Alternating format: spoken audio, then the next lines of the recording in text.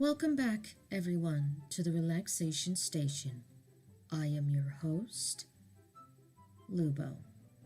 I know in the schedule initially it said that Theo would be streaming today along with Dig, but circumstances changed. She is back from the hospital. At least we know what it is now. It's a pinched nerve. Nothing life-threatening, it's just agonizingly painful. So, I will be heading the stream again, because I don't know how her new medication is going to affect her. As such, we will be getting to what we couldn't yesterday. But first, let's review the rules, as we do at the beginning of every stream. Also, forgive me if my voice is a little croaky.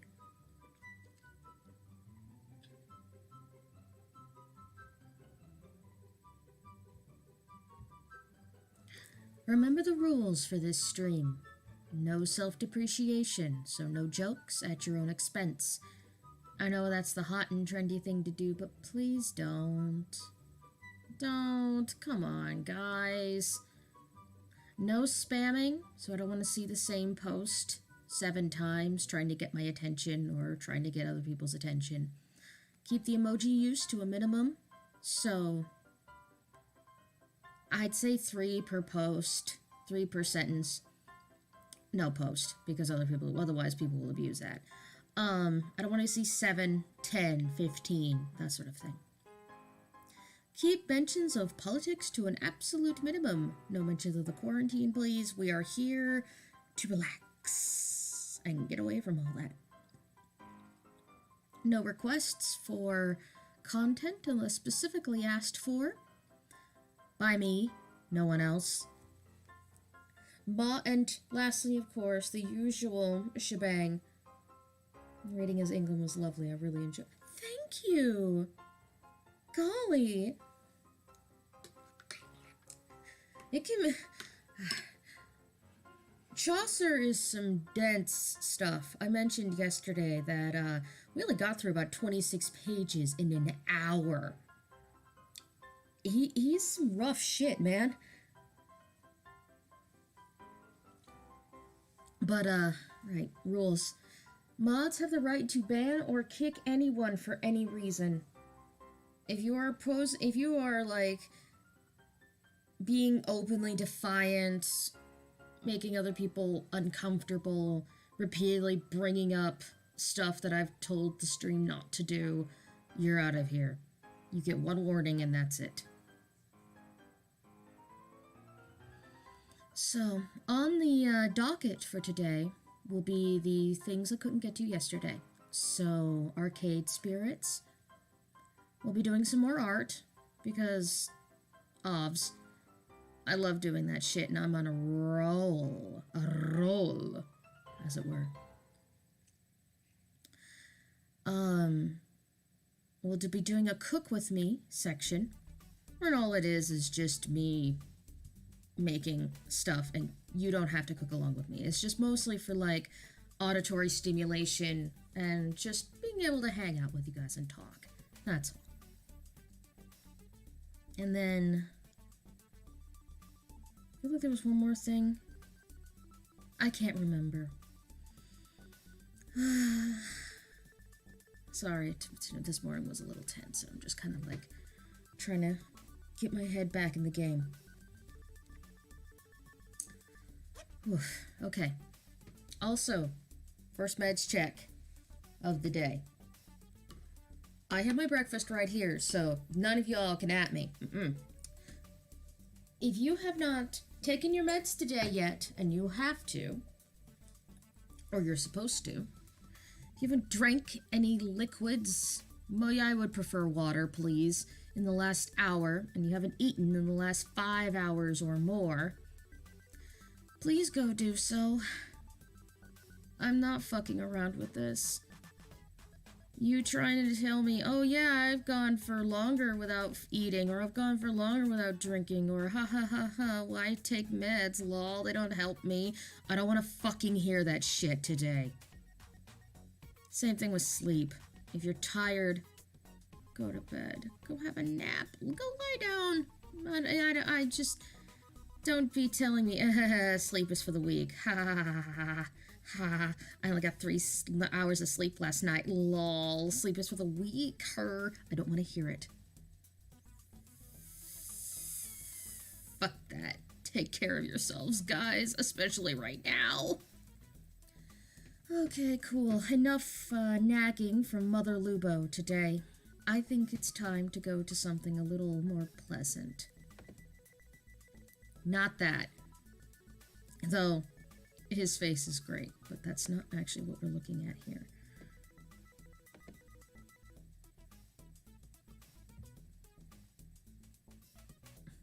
Vanya, down! Thank you. I was actually working a little bit on that while I was waiting for 11 o'clock to roll around. Oh, I'm just worried. I'm always worried. It's like I don't want to say my default, but default is... I know I just said I don't want to call it my default emotion, but there's always something to worry about. Whether it be with the people I care about or about the world at large. We crave you to have the good vibes. Mother, we crave violence.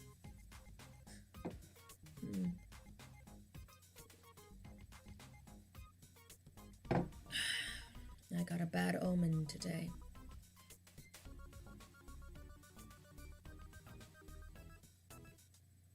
I was putting the dishes away this morning, getting ready, cleaning the kitchen and all that.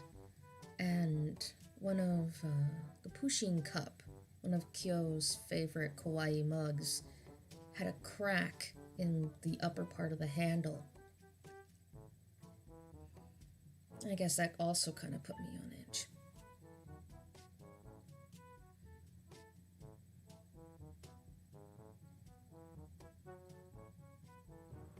I just want the people in my family to be well, to be content.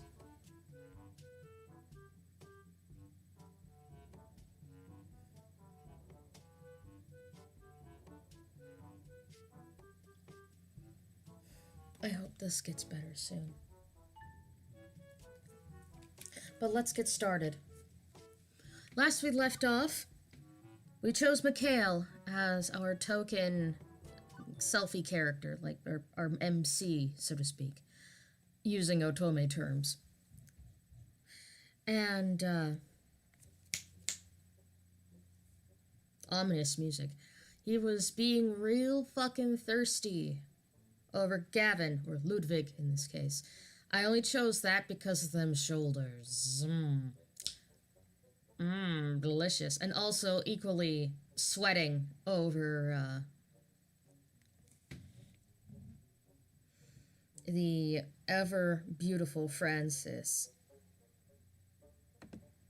Let's begin. Oh, shit! No, back! No, I didn't mean, return to menu. Load. Haha, whoops! I want to do this. Yes!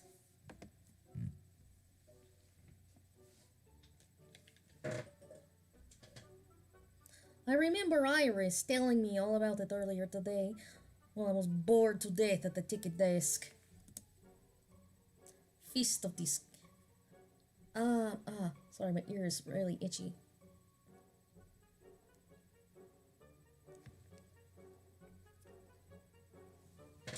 Feast of Discomfort, or FOD, is one of the most popular games in the Esports circuit. It's been the staple of the scene for over 6 years. 1 year, Team Wicked Prodigies took on the Unreal and came back with a win in the dying seconds of a tiebreaker match to take home a record $5 million prize pot. Let's a lot more. And how? Okay, so how does it work? It's a hybrid of real-time strategy and button mashing brawling. You fight your way up and down the top button all lanes, clearing waves and ninjas to finally top of the enemy dojo. But that's the action part. The strategy part involves using special abilities, purchased items, and ninja summons. FOD is sheer excellence in its simplicity, the way the different game systems interweave to form one masterpiece of esports perfection. So, summon good ninja, pumped bad ninja, smash dojo. I'd say boiling down such a rich game of action and strategy played over the world by top gamers in such a way is a little degrading, but sure, okay. All of this is super interesting and stuff, but right now all I care about is dealing with the loudmouth currently playing the game. The closer I get, the louder the yelling gets. Most of these are words that,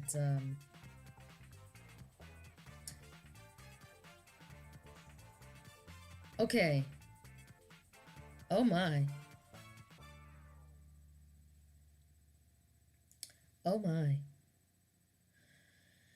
Oh, okay. It's Bee Lady. It's Bee Lady. Bee Lady who is angry.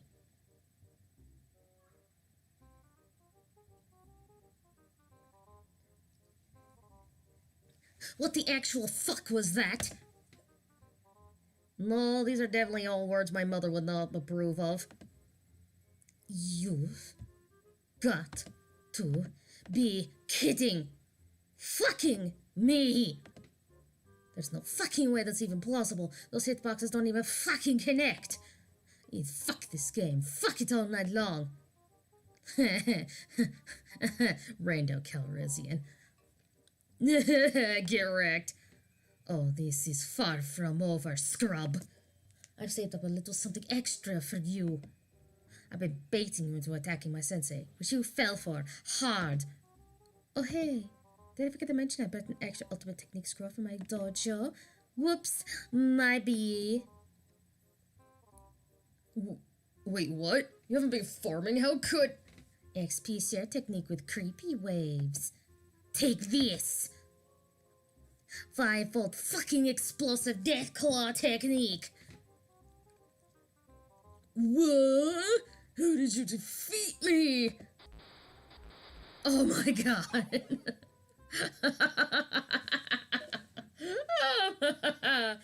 No! Oh, the music change. Fucking incredible.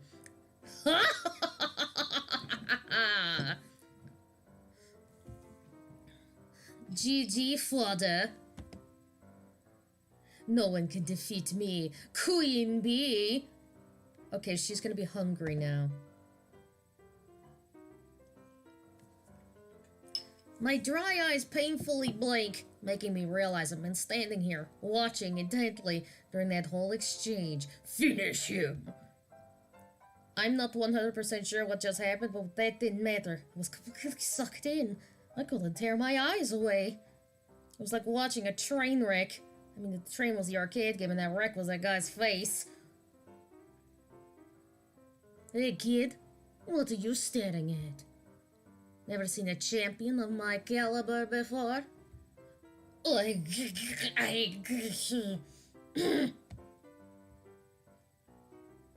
Seeing as I don't even know how to begin to start even considering how to respond to her question, I have to take a moment to collect my thoughts. From what I've gathered, she goes by Queen Bee, it's a jacket. She's wearing a identifier as part of her L7 Gaming, an arcade esports team. And she's the most direct, fierce person I've met all day. That's saying a lot considering who I've run into so far.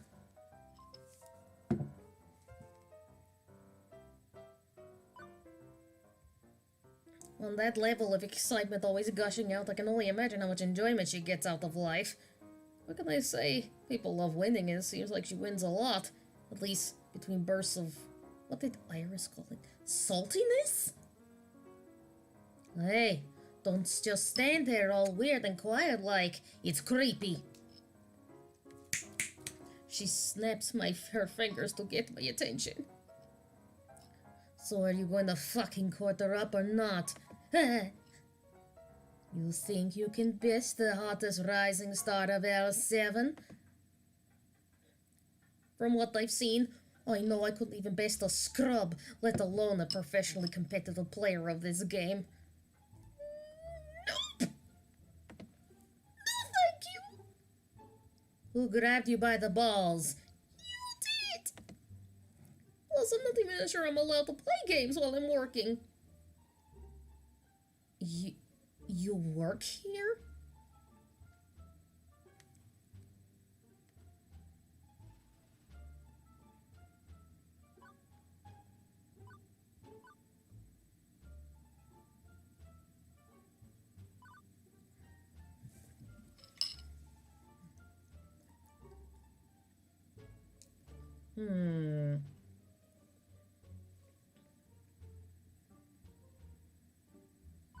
I'm torn between yes, me, and what's your job hassling me, and I enforce arcade law.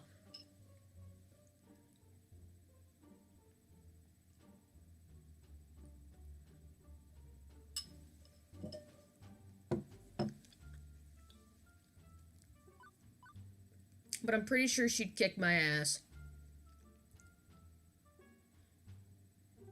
Actually, sure, let her kick my ass. Fucking right, I'm the new floor attendant. And if you're not careful with your snark, I can show you to the exit. Oh, you're a cute one, pinch cheek. Aha! Sassy and direct. Hey, they haven't given you a name tag yet. How am I supposed to know who you are?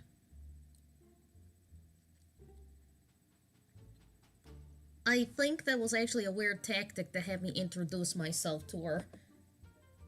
I'm Mikhail. I did technically just start working here 6 hours ago. They might take them time to issue me a name tag. Maybe they need to send a carrier pigeon to an ancient monastery where name tags are forged in a vast clay oven. Nah, Gavin's just slacking big time. I'll talk to that silly boy for you. Make sure you'll get some proper respect. Thanks. No problem. We gamers got to stick together. Sweat.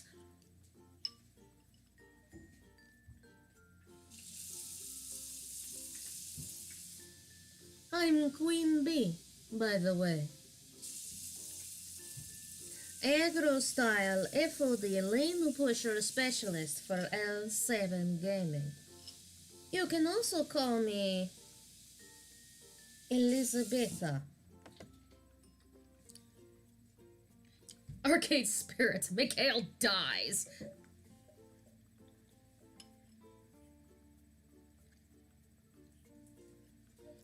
I figured that when you put your arms over your head, cheered and shouted, "No one can defeat me, Queen Bee!" I do not sound like that. Well, maybe a little. Anyway, I'm one of the regulars around here, besides Per and Theo. So you'll be seeing a lot of me in the future. Let's hope you'll last longer than the last guy. Oh, great. Now she's even making my job into a competition. Hope there isn't a betting pool there, too. You seem like a smart kid. You've seen one of my many streams on the internet, right? No. I literally have no idea what you're talking about.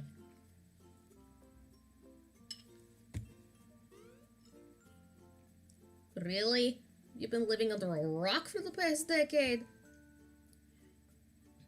If you consider my small but formidable apartment a rock, then yes. Oh, you sweet summer child. You are so innocent and pure. Come, let me show you the path to darkness. That is the internet. Nope, nope, nope. Sure, I'd like to learn more. Will it hurt or traumatize me?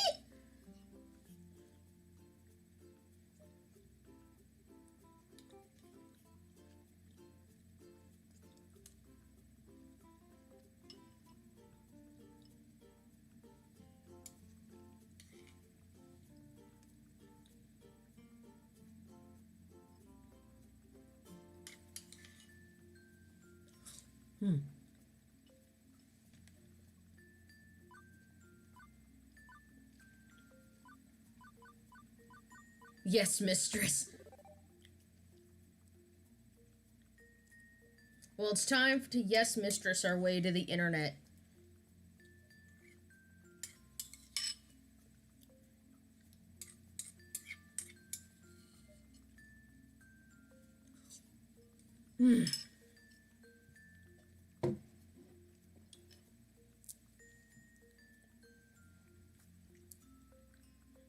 Well, it is part of my job to know all about the games here. If Queen Bee is going to give me some insight on the culture around this game, I should take advantage of that.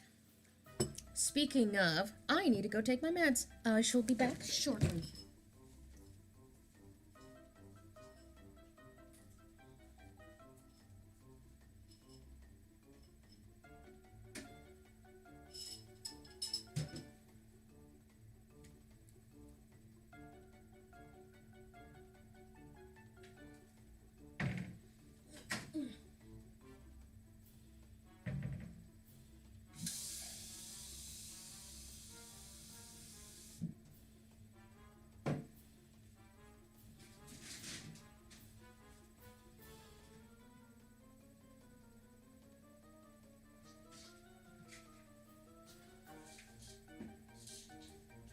Badger, these are my meds. You can't have them.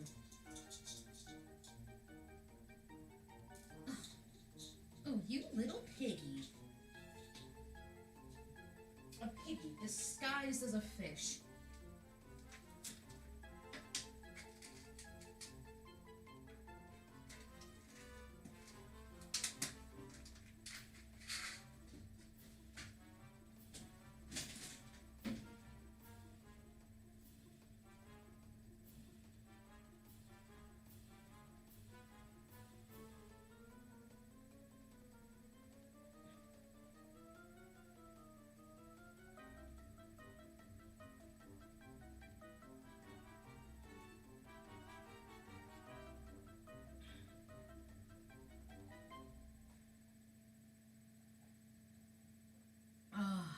Okay. Meds taken. Horse eaten.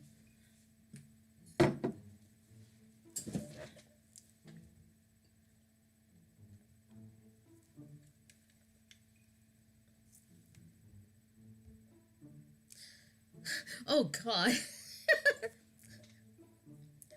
Lead me further to the dark abyss, my mistress.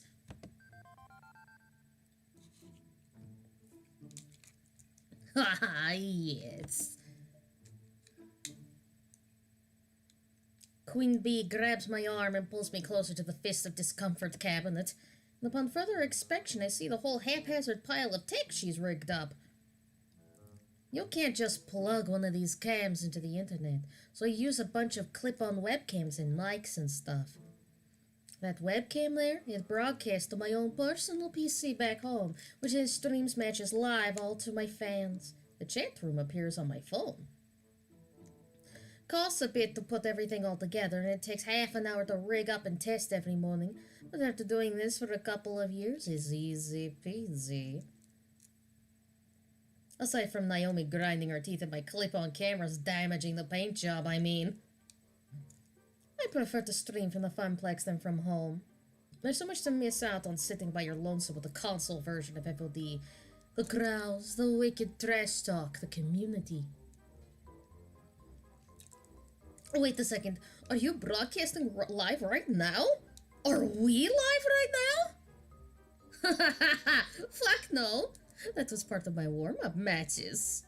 I've got a pretty big tournament coming up, so I try to get in as much practice as possible. Even if it is with a bunch of fodder. As in, fodder, as in, you know, chum. Lunch meat. Scrubs. Losers.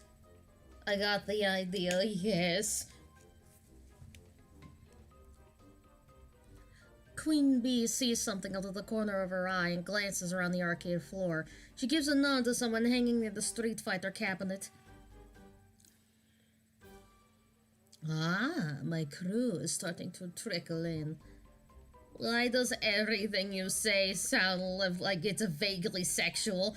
That's my accent there, I can't help it. We should be starting team practice soon. Wait, what time is it? At the dawn, the time will be 2:25 p.m. Eastern. Beep beep. Heart. Fuck! I've got to go live in 5 minutes. Listen, kid, it's been swell. We'll chat later, right? Oh, sure. One thing. Can you keep swearing down at least a little? We've got kids around here and I don't want you to get in trouble with Gavin. For him, meh. But for you, I'll keep it up to a PG-13 rating. Now, if you'll excuse me, there's some butts, I said butts, out there that I need to kick. Later. And with a wave and a twirl, she completely abandons me and returns to her fist of discomfort game. Queen Bee fires up her broadcast rig and the shouting and milder swearing starts up again. I should probably get out of there before I accidentally end up on stream. Passion seems to run deep in this arcade. Everyone's spirit burning with passion for, well, various things, but hey, passion is passion. The Laters, baby. Taters, baby. Why do I imagine her as Belarus? I cast her as Hungary, but that could work too. Son of a fucking bitch!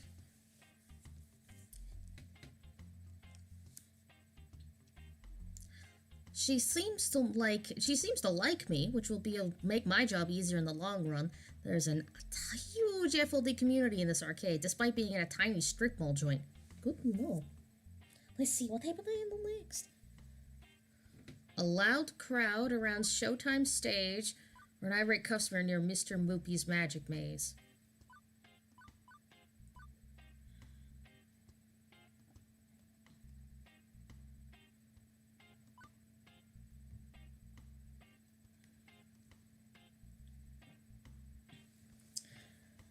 In the distance, I see a number of people gathering, which is surprising given the first half of my shift was complete and utter solitude.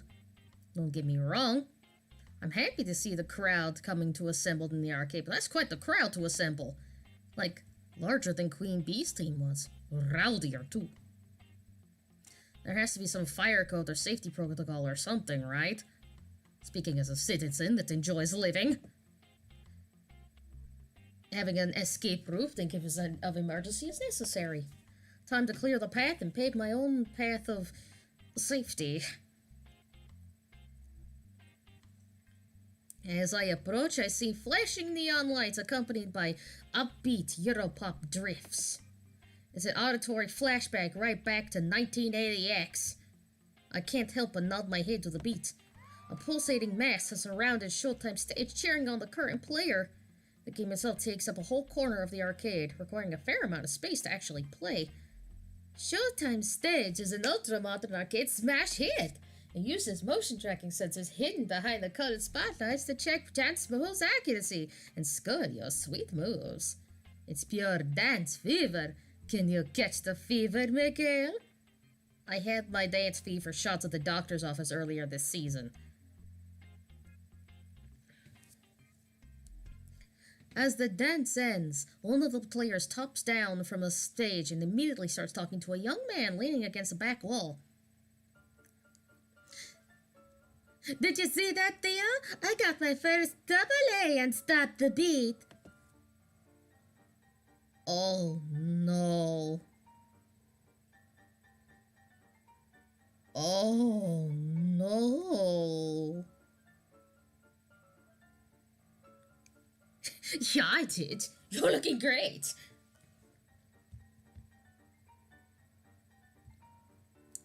Remember last month you couldn't even pass that song. That's impressive. I'm gonna keep practicing and one day maybe even surprise you. I hope you do. And when you do, you can be the one who brings in new dancers and teaches them how to play. Wink. As the next song starts, my eyes reluctantly shift from their conversation to observe the gyrations and intricate limb movements coming from Showtime's stage. I feel my head bobbing and my foot tapping. This is really catchy. Can you blame me? I'm getting really into it when I feel a hand on my shoulder. How about you? You want to take the spotlight?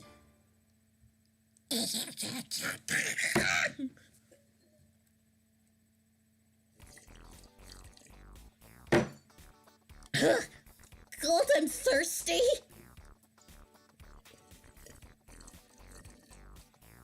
I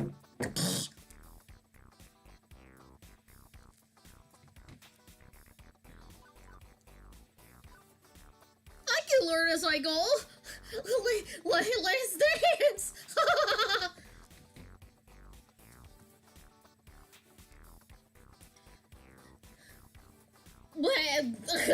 Back when I was stomping on dance band games as a kid, they had arrows.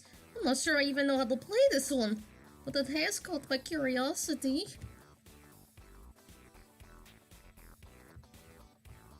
From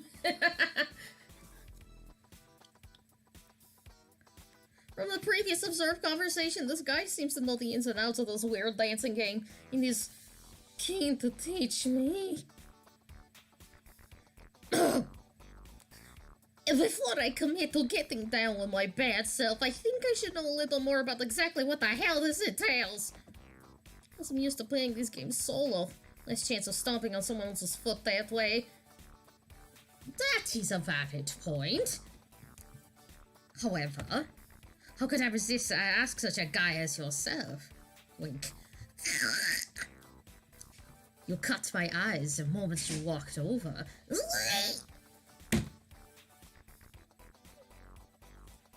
Are you okay? I'm thirsty!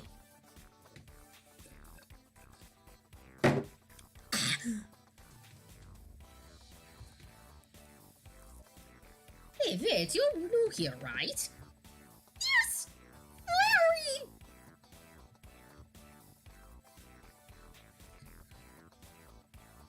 The name's Matteo, but everyone here just calls me Theo. Theo's the best! Greatest guy here! He's sort of like our leader, yeah? Oh, please, I'm nothing, really.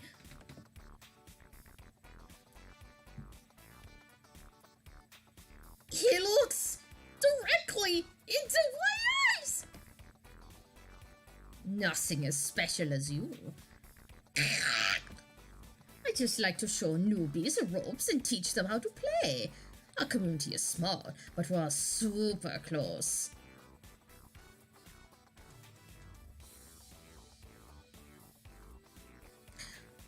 Okay, the more he talks, I realize he's less Prussia, and I'm not gonna give him Prussia's voice anymore. Give me a sec.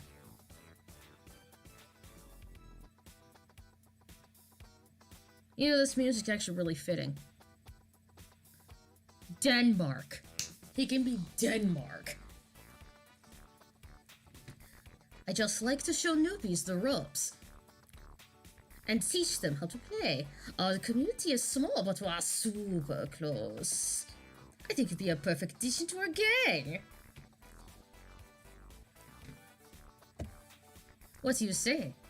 Play our silly dancing game? What?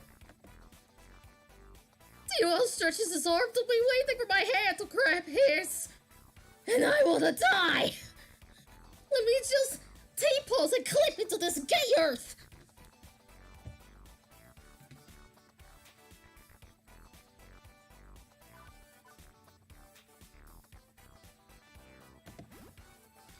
I couldn't care less that I'm supposed to be working. As a kid, I remember stomping around on dance mats. Why not try out 2000X's hottest dance game with a team of hottest? Theo, this is a Wendy's! Even if I technically don't know how to play it yet. Without thought, I take his hand. Psst. Let's do this! As I'm about to step up on stage, an ominous shiver crawls down my spine. I glance over and I spot Ashley standing behind the counter. I know I can't see her face, but I can totally sense she's glaring daggers at my way. It's creeping me out.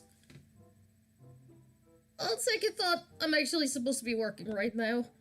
I'm the new floor attendant, Mikhail. Really? But I haven't seen you around here at all. What happened to the other guy? He was actually pretty good at Showtime stage, as I think about it. He's out. He's currently year 0 of the floor attendant Mikhail regime. Well, slap! It's an honor to meet you, Mikhail. I hope we get to know each other well. Don't wake at me, sir. Why not? I'll die. Indeed! For someone that loves Showtime stage as much as you do, I actually haven't seen you play yet. True, most of the time during these meetups, I tend to let everyone else play. I go around to make sure everyone is happy and having a blast. But what about you and your feelings? And what about my feelings? Theo shrugs.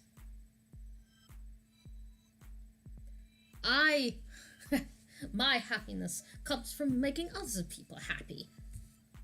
That's all I need in life. It's all very well and good, but I still need to deal with this crowd. I hope they still handle it.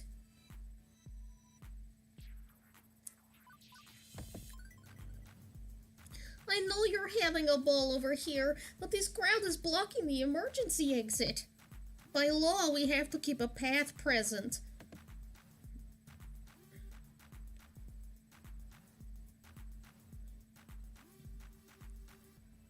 Can't you let it slide?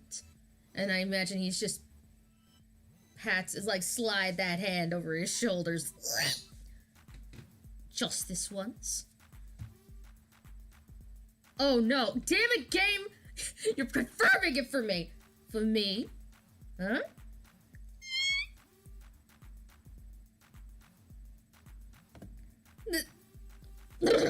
Shakes his head really violently.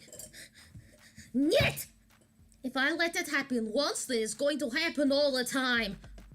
I get it though, your crew's passionate about this game and that's a good thing. The stampede on my first day at work would be bad for everyone involved. Could you imagine the headlines? Local arcade's floor attendant trampled on first day. Blood everywhere. Slap! Very true. I don't want to be checking my social media tomorrow and check the link to your obituary. Wait. We thought can't be having that.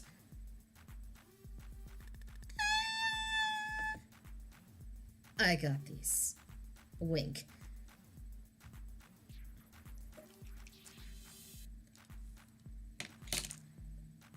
Luckily, the song that was being played till it was finished, and Theo jumps up on the stage and cups his hands over his mouth. Ada? Listen, please. We need to keep the area to the left of the stage clear. Man, why? I like my spot. Hey, now, you know the deal. We have to be cool about fire safety. It's Mikhail's first day, so show him a little bit of respect.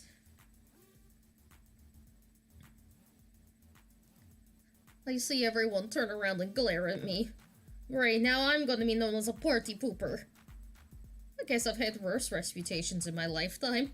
Like that one time I had to close the pool because of that dirty bandage floating in the water. No one would talk to me for a week. Hey, hey, hey! Don't disappoint me, crew. Mikhail's just doing his job. Reluctantly, the crowd reshuffles itself in a semi-orderly fashion. As everyone settles into a safer way of watching the game, Theo jumps down and comes back to me, and I sweat. Better? I'm not genuinely impressed by how Theo can capture his community's attention. They listen to him. They have the utmost respect for him. Yeah, actually, much better.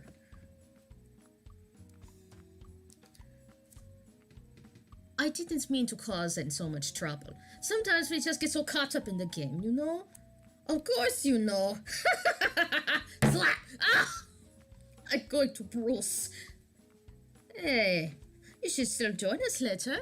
Maybe when your shift's over. We'll all be here dancing until closing time. As long as that dancing is within the law, carry on. Officer Mikhail has spoken. I need to go sit down. I start to walk away from my next adventure when I remember something I should do. I turn back to Theo. Hey, thanks. Now please stop slapping me. No problem. Well, I feel nice and accomplished. Except for the slap-burning sand print on my back. I was able to uphold the safety of the arcade and make a new friend.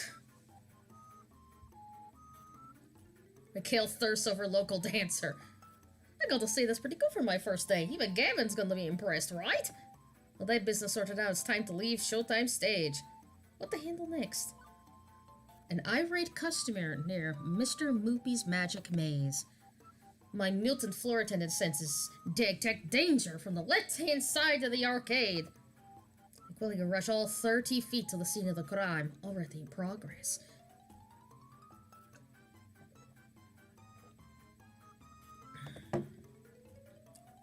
Come on! Hurry the fuck up and finish your game! You, do you work here? I saw you on the desk earlier. Note to self, ask Gavin for a name tag or something. Yes, I am Mikhail, current floor attendant. Well, stop attending the carpets and attend to me!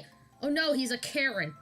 Well, stop attending the carpets and attend to me! I want this fucker to wrap up his damn game so I can play. Ashley's face is obscured beneath her costume's mask, but I can feel her wince as the man curses up a blue streak. Sir, there are children present. Please keep the swearing to a minimum.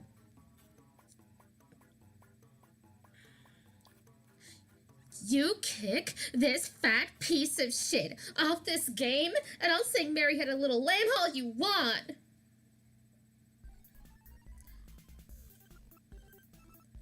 Figuring I ought to hear the fat piece of shit side of the story before rushing to a judgment, I tap the player on the shoulder. It's a bear!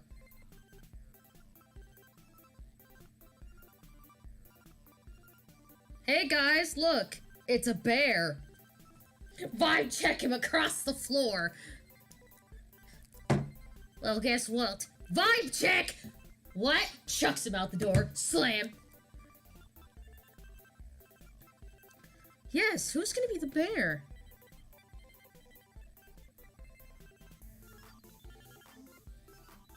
What a cute boy.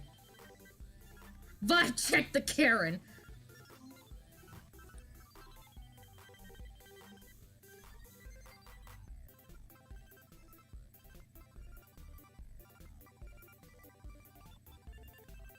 I'm not doing Yvonne because he's a romanceable option, and I'm not gonna have little Babby Fair fucking his uncle.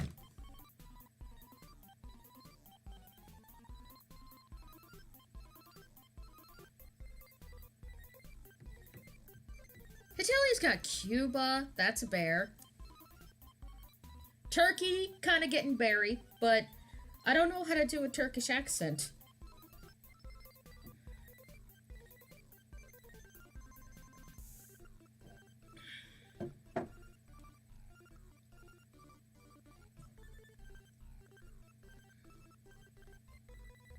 Cuba it is. And he doesn't even notice my tapping. So I tap it again. Twice.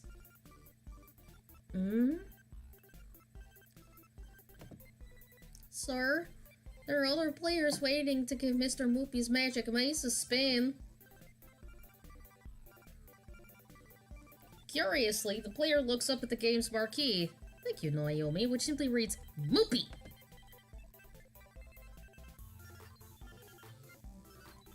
Okay. You know the game's full name?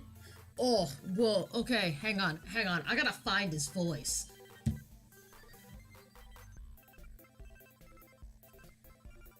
Okay, hang on. We're gonna... I know this is technically the Dominican Republic, but I'm going to...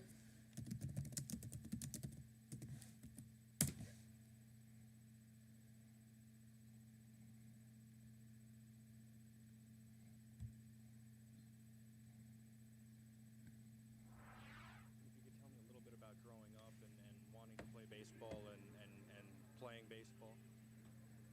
Well, one of the reasons that, I play baseball because my brother, I never have the time which a lot of little kids have. And my brother was the one that one day they told me, to play baseball when I was 14 years old. So I never had chance or time to play baseball. I was too busy working, trying to get money for my mother. So, and then after my brother, put me in the league, and we start doing, my thing, and everything came down. See the difference. What was family life like? Was it real tight family? And definitely, I got 4 brothers and 2 sisters, and my mother. My father died when I was 7. How did you get into the major leagues? How did you get noticed, and how did you get in? Work hard like everybody else. Went to the minor league, do what I need to do, and make it to the major league. Okay. That's a good voice sample, I think.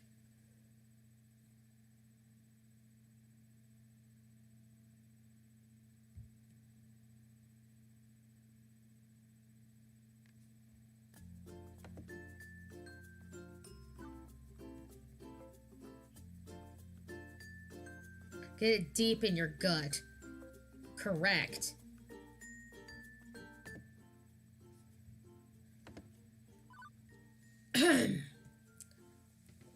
Do you know the game's full name?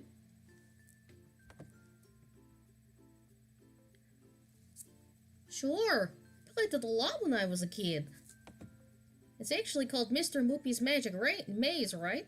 Wizards and pellets and monsters and stuff. Yeah. A bit terse as he's laser focused on the game, and I can see why. He's currently sitting on 714,900 points. Holy shit, that's a heck of a high score. Whereas the other guy would probably put it, holy fuck, that's a fuck of a high score. Excuse me. Right. Sir, could you please wrap up your game?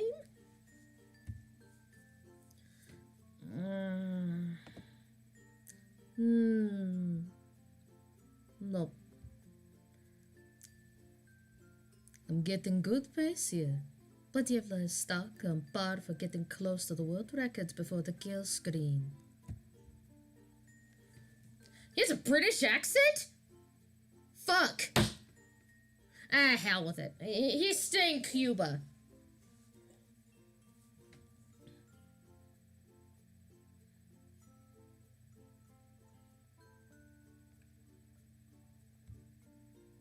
Yes, but this is a public arcade. Other folks want to play the games too. He finishes clearing the current board while pondering the predicament. Okay.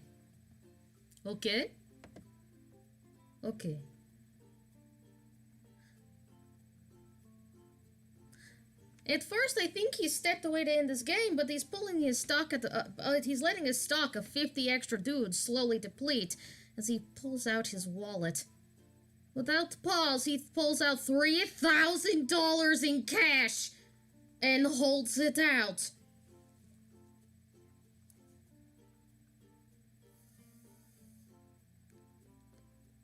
Well, this covered it.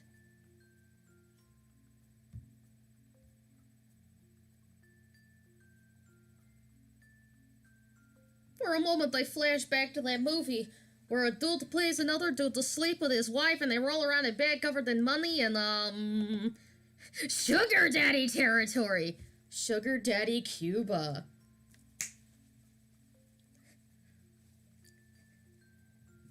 Again.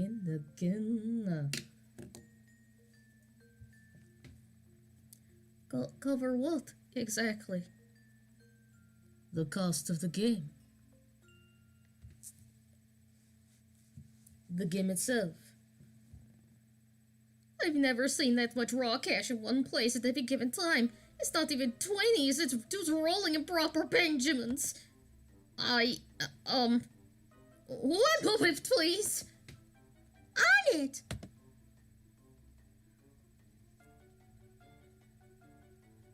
Fortunately, Iris already has my messenger app loaded for me, with Gavin's contact info preloaded. The AU no one is brave enough to do. Sugar Daddy Cuba! Haha! With trembling fingers, I key in. Customer wants to buy moopy for 3K. What do? In less than a minute, I have my response.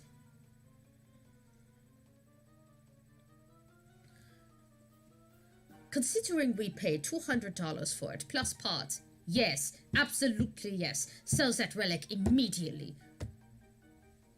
Well, okay then. Although how Naomi's gonna react to this offloading one of her darlings just because Gavin wants to make a 15-fold profit?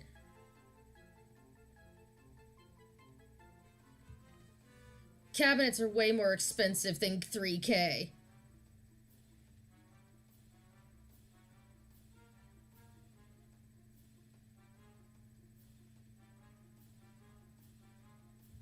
Well, this is a universe where the Great Game Crash never happened, so maybe, like, the prices are different.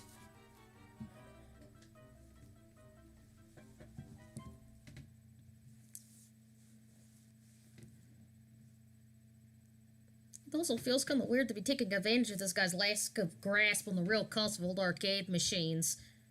I knew all this workplace drama was going to catch up with me at some point, but with this rando breathing down my neck, I've got to take a decision.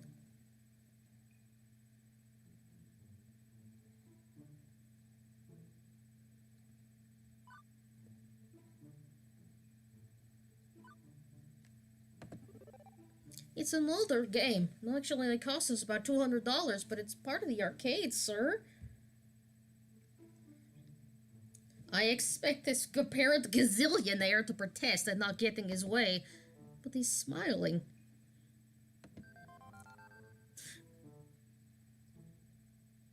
You're right. This is Moopy's home, after all. Let's compromise. Could you purr any louder, sir? It's hard to hear you. I'll pay you $1,000 American and own the game, but you keep it here for me. And in return, I get to play as long as I want, provided no one's already playing.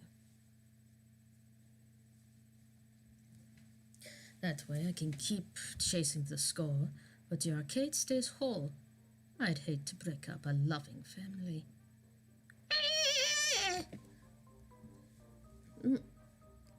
Sweat. Naomi will be relieved to hear that. Oh, God. Even if Gavin may flame me for passing up $2,000. Good. I'd hate to make Naomi cry. How could I live with myself? Which leaves the rando hopping mad. To be fair, we've been kind of ignoring that he exists. For good reason. What the fuck, man? What kind of an arcade is this anyway? Fuck this. I'm going to Deco's Palace.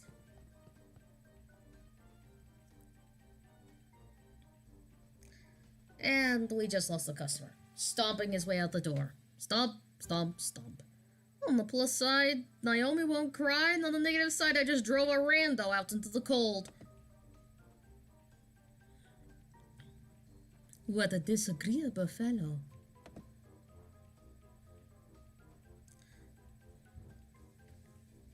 Silence, Karen!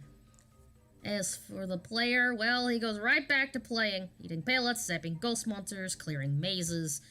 With the crisis behind us, I can actually focus on who this gonzo rich guy actually is.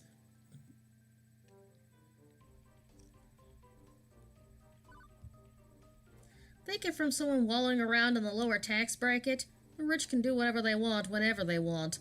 And yet that's not what this guy did. He could have, but he let us keep the game. He just wanted to play. That's all. And why? Because of Naomi. Because of the funplex. It's a home and a family. The cutest boy in the arcade, Ovs. Maybe it's for the best I sent that rando out the door in favor of this guy. So, you know Naomi? He's happy to talk, even when playing.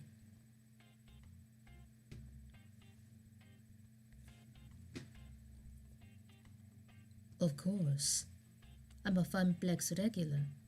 My name's Percy.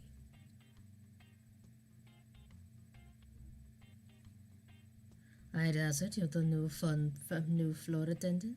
I was here when Francine seated you behind the desk earlier. That's me, Mikhail Bazidov, arcade wrangler.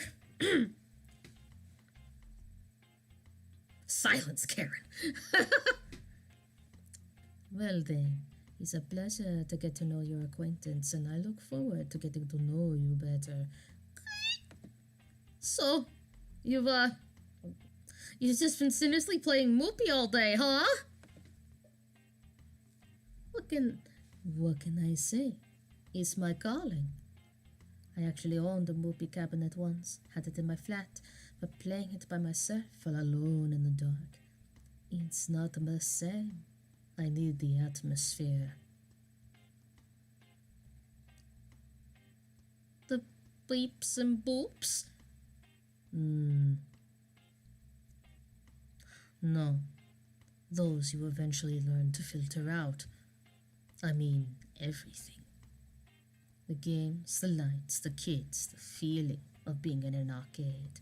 I score my best when I'm in real-world conditions. It's all about the emotions, the laughter, the tears, the excitement of competition. I need that swirling chaos of human emotions around me if I'm to play at my best. Naomi gets that. She keeps moopy in top condition for the day I eventually land my high score. What's the current world record then? About 3.5 million.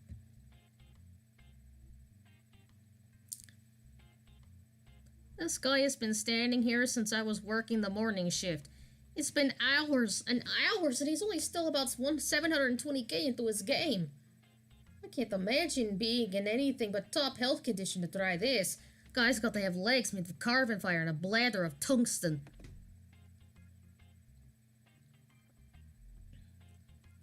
I just let a few extra lives drain out whenever I need to go pee. Also, he might be psychic. I feel like I should let him get back to his game, but burning questions, they burn like fire.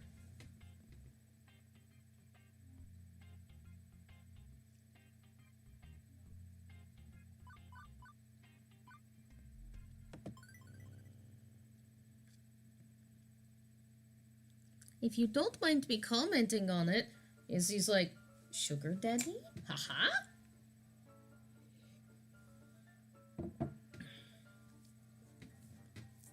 That's a lot of money to have just on your person. What do you do for a living? This and that.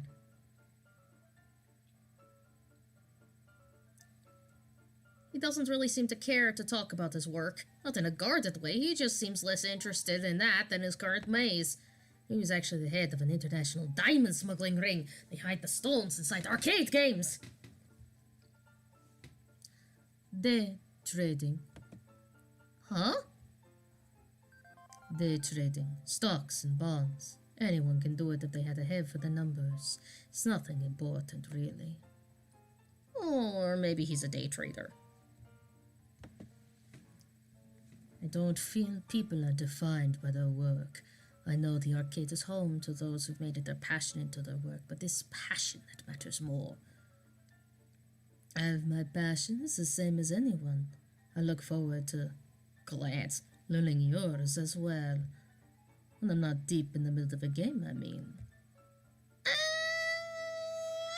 He's getting more and more distracted by the game. I should leave him be.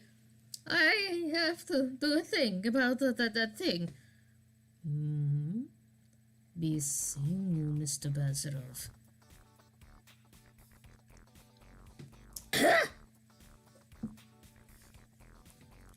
It's another weird encounter in a string of weird encounters. By the end, he sounded more like a high-score junkie as you hear about the documentaries. Obsessed, driven, kind of strange. But that's not the impression I had of him from the beginning.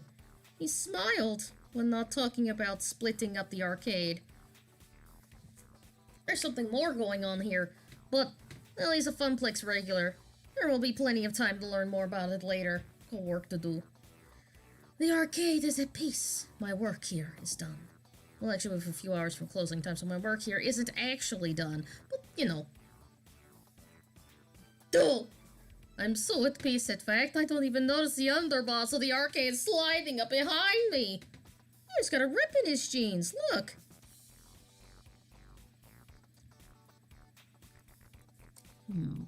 Not a bad first day so far. I've been keeping tabs on you.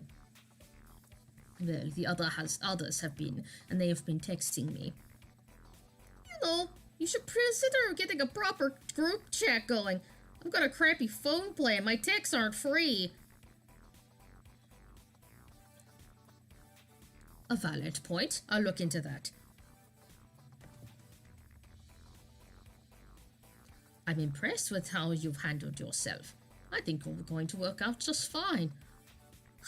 I am? Anyway, I have prepared your paperwork. If you'd like to go sign it and make this working relationship a bit more above board. So you're staying? Please tell me you're staying. I mean, I fed you and everything. Francine hasn't fired him yet, right? An adorable nightmare joins the impromptu staff gathering.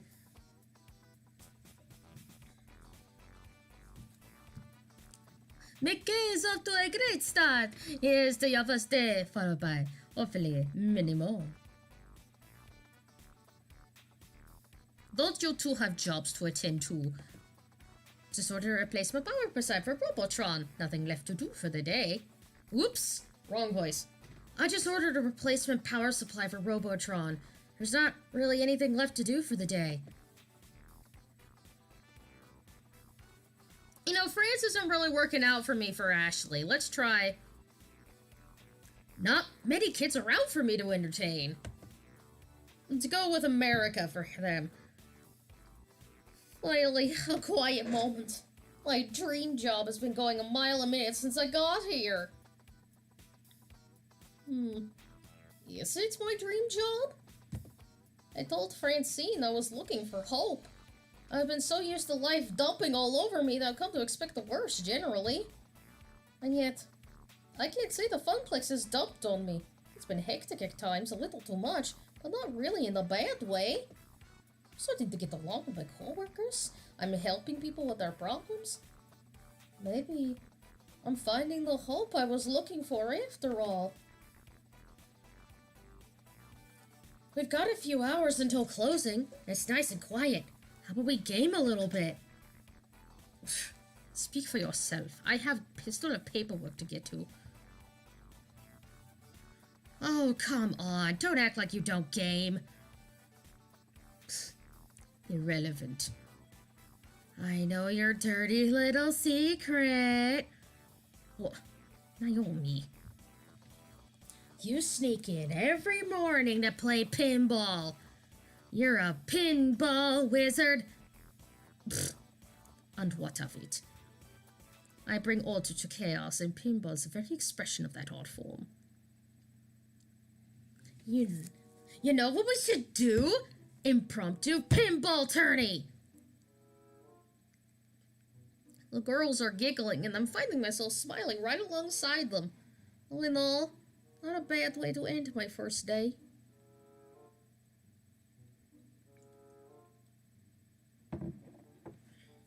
Hey! By the way, I've booked a birthday party for this afternoon.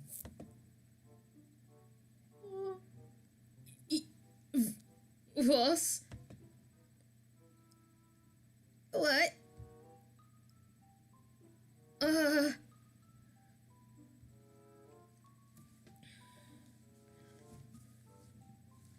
The looks of confusion and outright terror on their faces, all laughter dying off immediately, are vaguely concerning to me. Sorry. I meant to tell you, dears, but I plumb forgot. Oh, God. A birthday party. How old is the kids, may I ask? It's her 5th birthday. Oh, to be young again.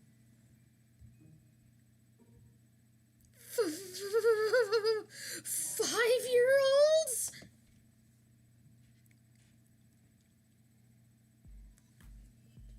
Naomi starts pulling at her hair, eyes wide and trembling, throwing ski balls overhand into the glass, jumping up and down on pinball machines, putting chewing gum into coin slots.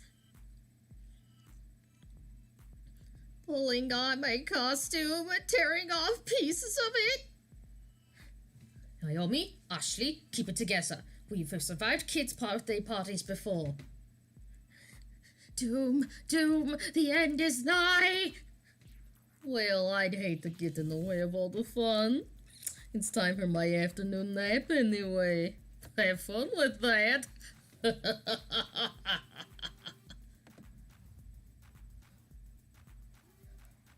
Right, battle stations, everyone. I'll take the tickets desk so I can oversee operations. You, Ashley, to greet the kids. Naomi, watch for hardware damage. Mikhail, roaming duty. You look for trouble. Do what you can. Prepare yourselves.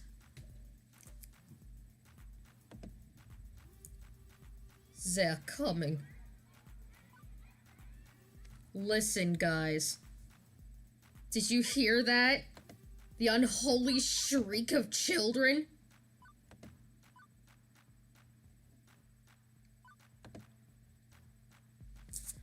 I'll be right back, guys. I need to go and grab something more to eat because I'm starting to drool a little bit.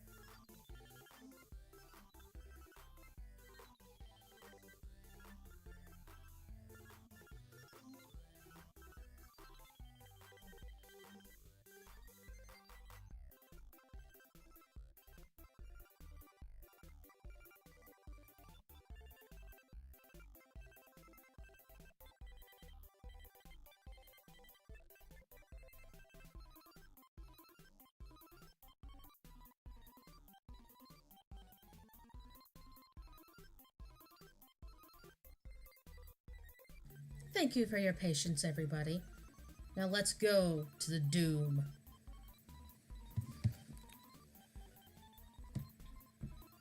Like an oncoming tidal wave, the rumble is felt before it is seen. Parents pulling to parking lots, minivans disgorging kindergartners, and then, suddenly...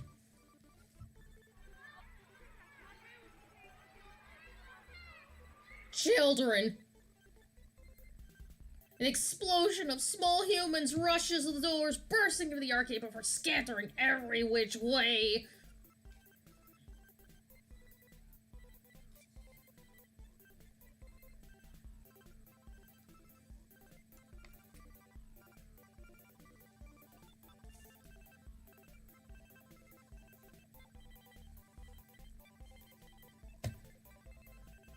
Before any of them can even get tokens, they're grabbing at joysticks, mashing buttons, easier to get their game on or even just be pretending to play. The crew assembles battle stations, Naomi by the fragile pinball machines, Ashley near the door trying to distract the onslaught of incoming kids to greet them. Gavin, armed with pre-stacked $10 rolls of tokens, quickly exchanges them with the adults. Beats waiting in line at the exchange machines. As for the gamers, Queen Bee and Theo's friends bolt for the exit, abandoning them, keen on getting out ahead of the surge of kiddies.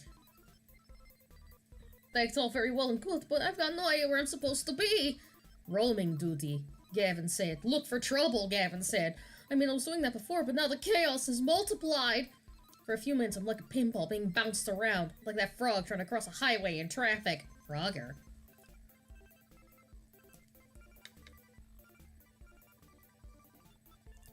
Eventually, I spot 3 possible problems on the rise. Mikhail, the professional floor attendant, is ready to attend to them. Which one of these should I tackle first? I may not be able to deal with all of them in time.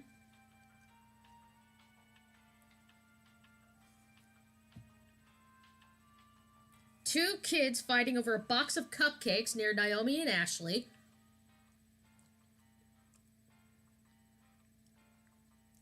An angry adult near Theo and Queen Bee. And a little girl crying over her stolen tickets near Percy and Gavin.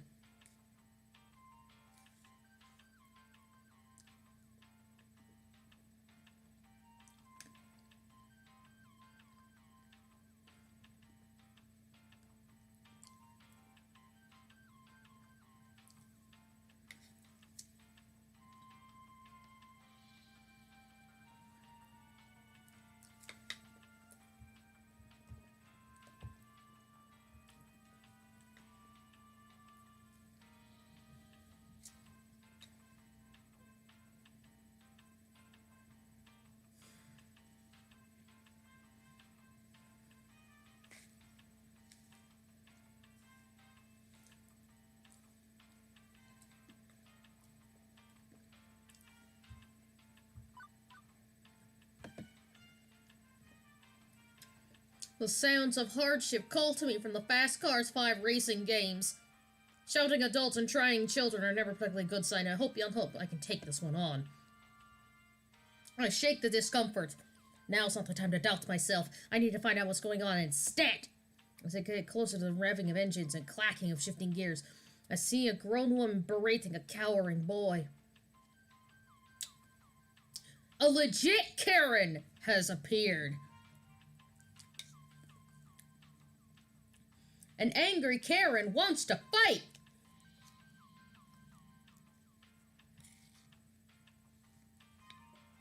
I did it. I did it. Admit it. I know what you did, you angry brat. You manipulated my precious son to put his tokens in your game. You should be ashamed of yourself. I'm sorry. Children like you are the absolute worst. Garbage.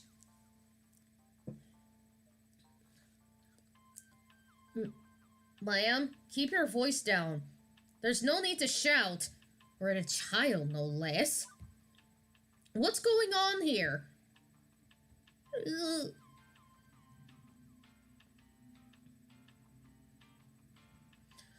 This jerk of a boy told my sweetest, beyond sweet Josh that he should put his tokens into the racing machine so he could play for free.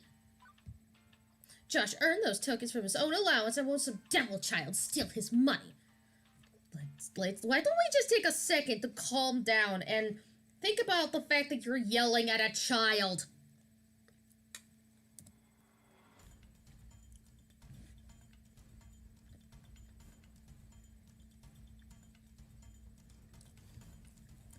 Before I say anything else, I spot Queen Bee and Theo out of the corner of my eye. Queen Bee looks infuriated and Theo has buried his face in his hand. They might have some insight now that I think about it. The racing games are right next to Showtime stage. Theo probably had a good vantage point of the whole thing if he was dancing on stage. And just by the way Queen Bee's brows are furrowed, I can tell something's not sitting right with her. I could ask one of them for their help, or I could try to solve this by myself. I'm gonna say ask Theo.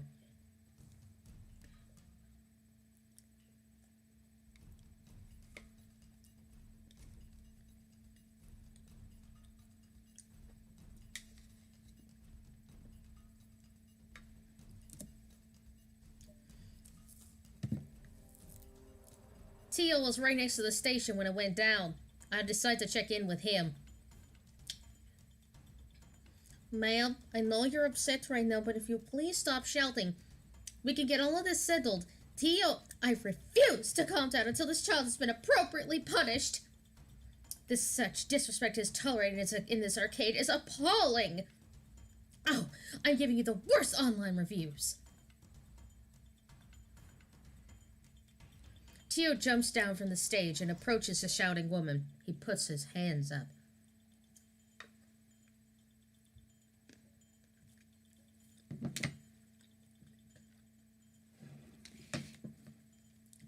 Simmer down, simmer down. This can all be explained with science. Really?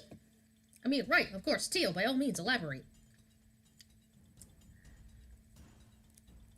Theo walks past us and right up to the Fast Cars 5 game. He casually slumps into the driver's seat and then motions for us to come near. Let me show you both something. Theo points to the car console. It's got the wheel, which is fantastic, totally necessary, pedals, gear shift, and so on. But the feature is 2 coin slots that are vertically stacked, one on top of the other. So you see how where you drop your tokens in to play the game. However, you see that there's practically in the middle of these 2 identical consoles. Which game does the top slot belong to? To the right hand or to the left hand game?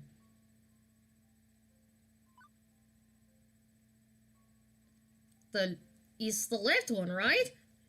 I mean, correct? Of course not, fool! It's the right one! Miguel is correct. What? Preposterous! See? These import games can be very confusing. I'm sure your son just put his token in the wrong slot. Common mistake, really. It happens all the time. Considering how confused I was, I can see how a small child would be just as, if not more, confused. Honestly, mine was just a lucky guess. I gave Theo a grateful look, happy that the crisis has been dealt with. The frustrated customer will undoubtedly apologize for yelling at that poor boy now. How dare you imply my precious Josh was wrong? Or maybe not.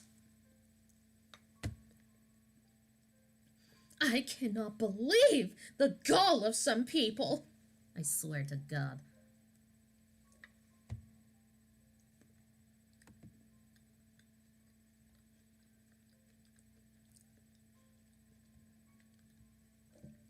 Josh, get over here. We are leaving this horrible arcade. Right now. Oh. Well, I didn't see that one coming. The woman scoops up her child and storms out the front door.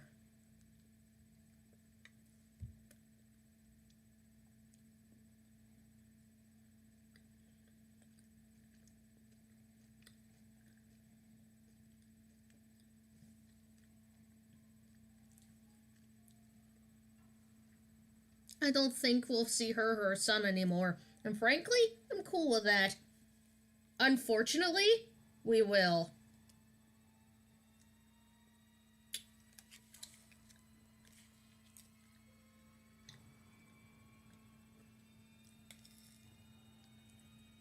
The playthrough I saw of this before went with Queen Bee, and it just ended really badly.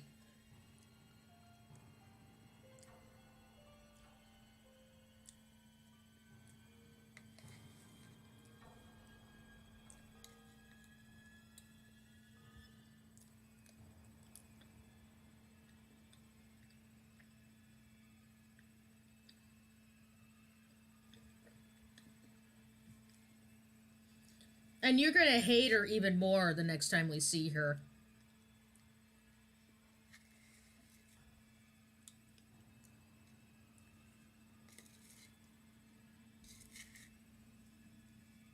I know it seems like that's impossible, but it's true.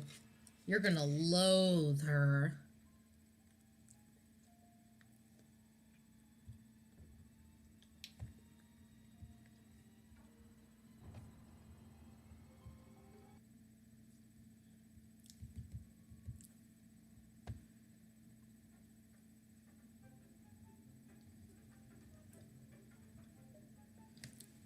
Once they're gone, Theo looks back at me from the driver's seat and shrugs. There's just no pleasing some people. I feel sorry for her son. There's no point to treat a kid.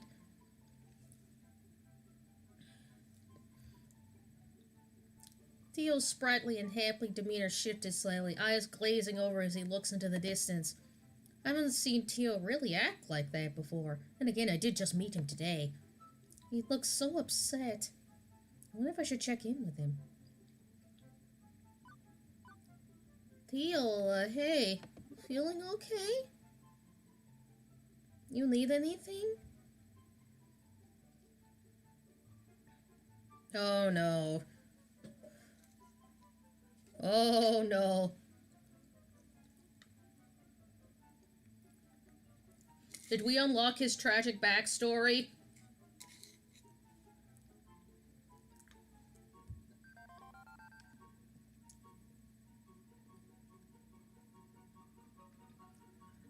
Yeah, I'll be okay. Just a reminder of how I'd get treated. By teachers, notably. I'd space out in class, daydreaming, and then be rake me over the coals for just to assert authority. Total overkill. It bums me out to see adults mistreating kids this way, you know? I like to treat people with respect, even when they're in the wrong, like you saw just now with that woman. I really appreciate you taking some time to ask me, you know. Shows you've got respect too. And empathy. You're a kind person, Mikhail. But I'm not that important. You should go make sure that boy's safe and sound. I'll head back to Showtime stage. Holla if you need anything.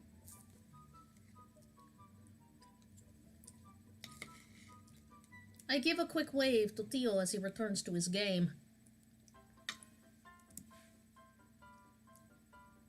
After poking around a bit, I managed to find the kid, still shaken up from the whole ordeal. Hey, sorry about that. You gonna be okay? I think so. I swear I didn't do anything. The kitty just came up out of nowhere and dropped his token in my slot. When I lost, I got off the game and offered it to him. He just ran away. And then that woman approached you and started yelling.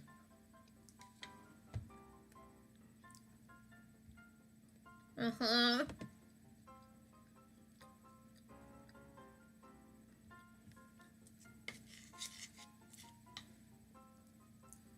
Well, if it's any consolation, the bad lady is gone. And I don't think she's ever gonna come back. The boy, cheeks still streaked with tears as a smile spread on his face. Thank you. And tell that nice man thanks for sticking up for me, too. I nod, and the boy scurries off and rejoins some of his other friends. Only got time to deal with one of them.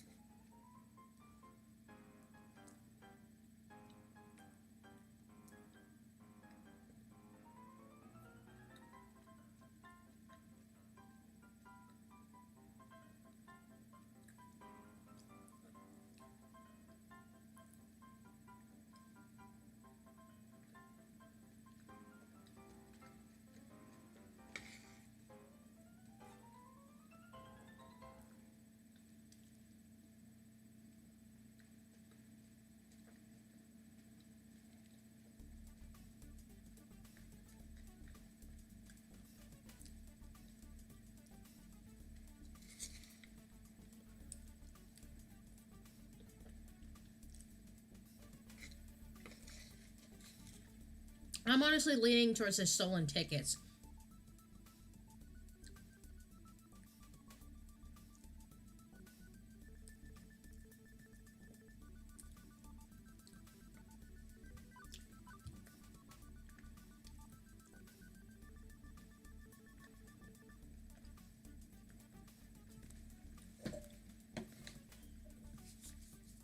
I weave my way through waves of children towards the skee-ball machines.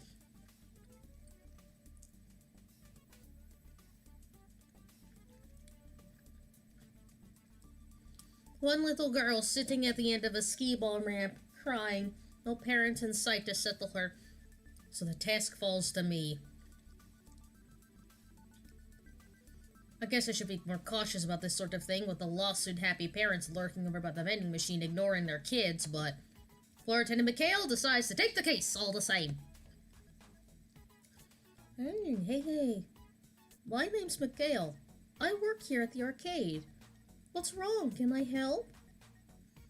Her sobbing pauses as she looks up at me. I lost my tickets! Someone stole them from me! I played and I won a bunch of them and then they put them down and I was talking to a friend and now they're gone!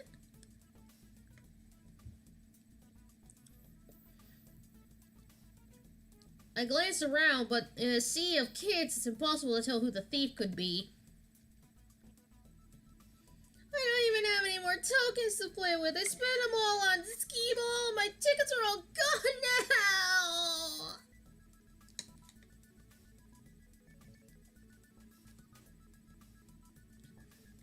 Easy. We'll figure this out somehow. Although I've got no clue where even to start, to be honest. There was a witness to the crime. Percy might have a good view of his redemption area game based on where Moopy's positioned. Gavin's at the ticket desk. He could have spotted something. Or could just bend the rules and solve this directly.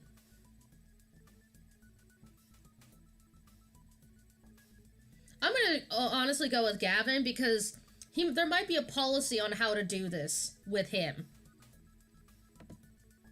Nope, not gonna mess around with this one. A theft is serious business. Wait right here, okay, kid? I'll be right back. I'm gonna go talk to my boss and see what we can do, okay? We'll get to the bottom of this. I promise. Okay.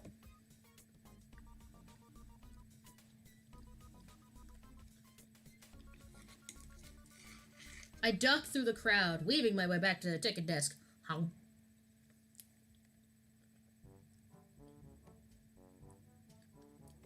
Hey, Gavin? That girl over there.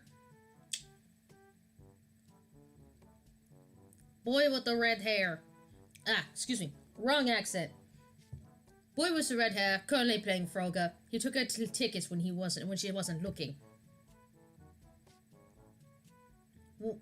Wait, you saw? Of course. What of it? Wait.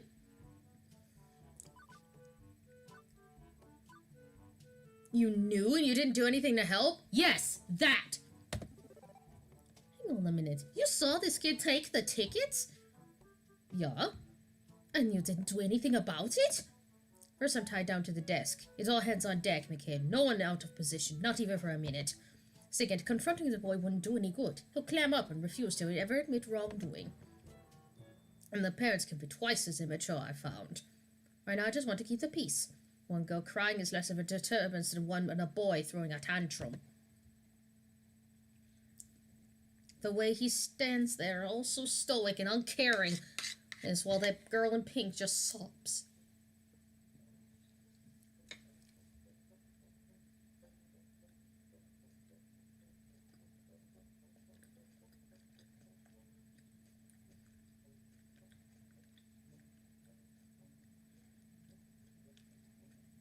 It's not right. I mean, seriously, it's not right. Well, he's my boss. How hard do I want to push this?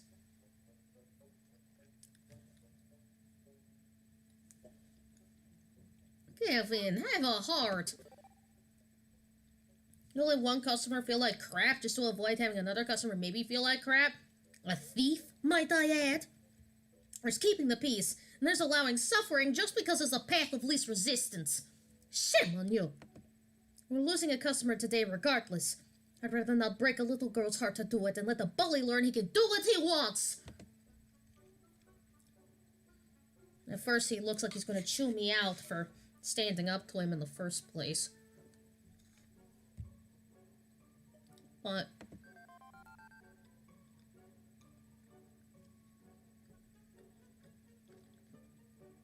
you think me a monster? Of course I feel bad about this. I feel bad for her. And he shouldn't get away with it. I'm just trying to protect the arcade as a whole. Then do it. Protect the arcade by protecting the gamers and their dreams.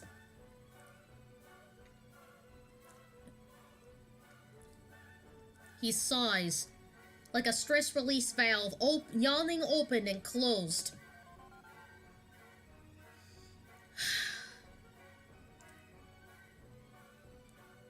You're right, of course. Focusing on the big picture does tend to leave me apathetic to each individual brushstroke. My apologies, Mikhail.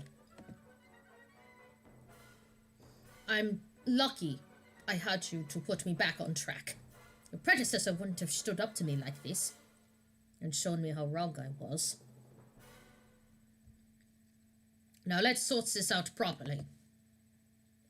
Look at this shithead! Look at him! Look at this shithead! I hate him already!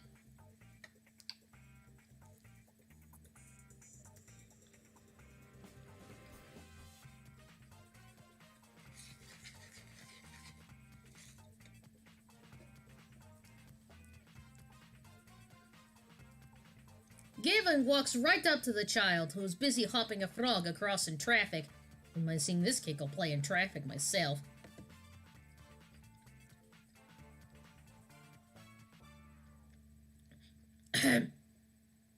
Boy.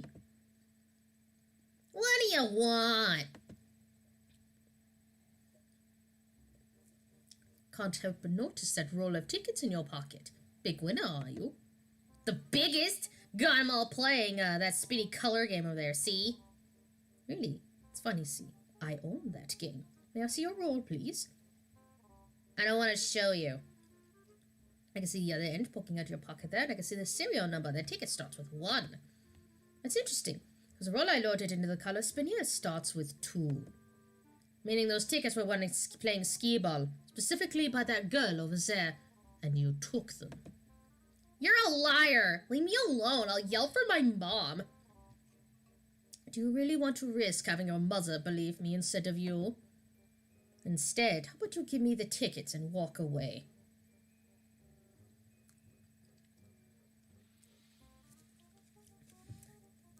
At first, the kid looks like he's about to shriek bloody murder, but a few, nervous glances at his mother, busy munching chips by the vending machine, changes his mind. Take him! I don't want him anyway. He angrily stomps away. Hello, Sarah. Kyo is, currently resting. So, I'll send her your well wishes. You did it! You found my tickets!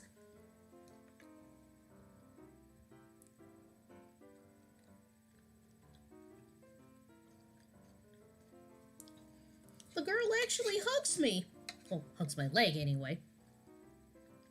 Thanks so much. Thanks and thanks and thanks. Now then, let's get you your prize. What is it you wanted? Crayons! Those we have. Miguel, I'll take it from here. Ooh, that's a fuzzy, happy feeling right there.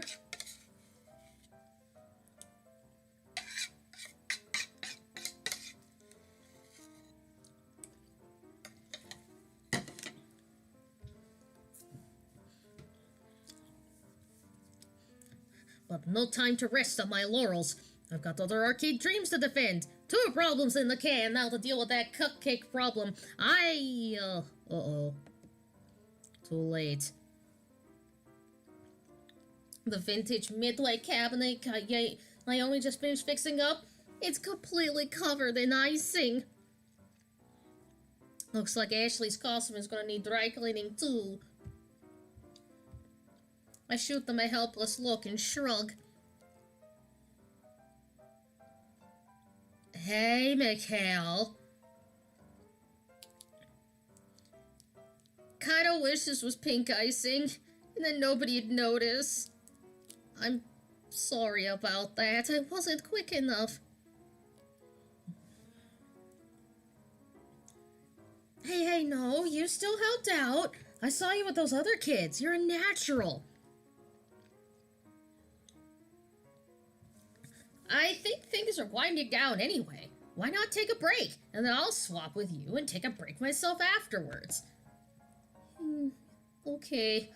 Sounds good. Honestly, I'm kind of worn out. Ashley's right. I need to step away from this craziness, even for only a few minutes. After a silent nod from Gavin to confirm it's cool with him, I slip away, heading for the employee lounge. And then probably collapse on the table crying. Well, what a day! Quirky co-workers, diehard pro gamers, volatile kids getting into volatile situations. I would say it's a recipe for wackiness or some such cliche, but it's not an easily dismissed cliche when it's happening to you directly. Frankly, I'm exhausted.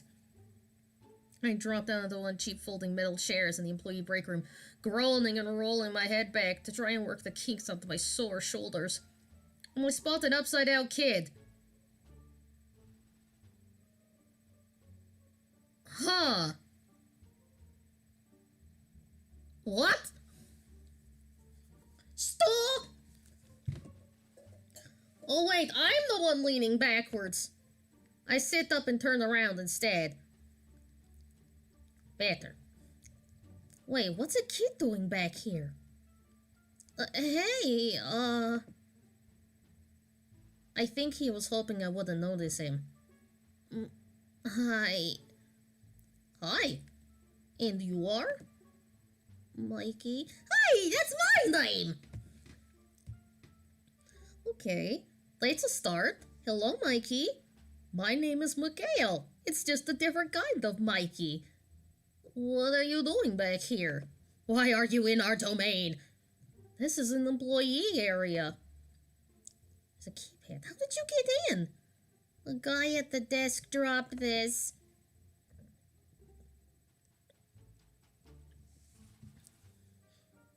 He holds out a piece of paper with a door code written on it. Huh. Score 1 for Ashley's wild storytelling be more fact than fiction. Oh, well, you still can't stay back here. I don't see any knives or stabbing implements, but so it's technically safe, but please don't send me back out there. Well, this is curious. I lean in so we can be on the same eye level. Is there something wrong? You can tell me, I work here. I'm the guy who solves problems. No problems. I just don't want to go out there. Don't you want to play with your friends? And he gives me the most cynical, bitter laugh I've ever heard out of a kindergartner. I don't got any friends. I don't know anyone here. My family just moved to the city, and before that, we lived in another city, and one more before that. I was too little to remember. Mom told me to come to the party anyway. I didn't want to, but she took me anyway. And then she left because she got to work. No kid in town, huh? He nods, mutely. Still, I should have busted him then and there. Brought him back out of the party where the other parents could supervise him.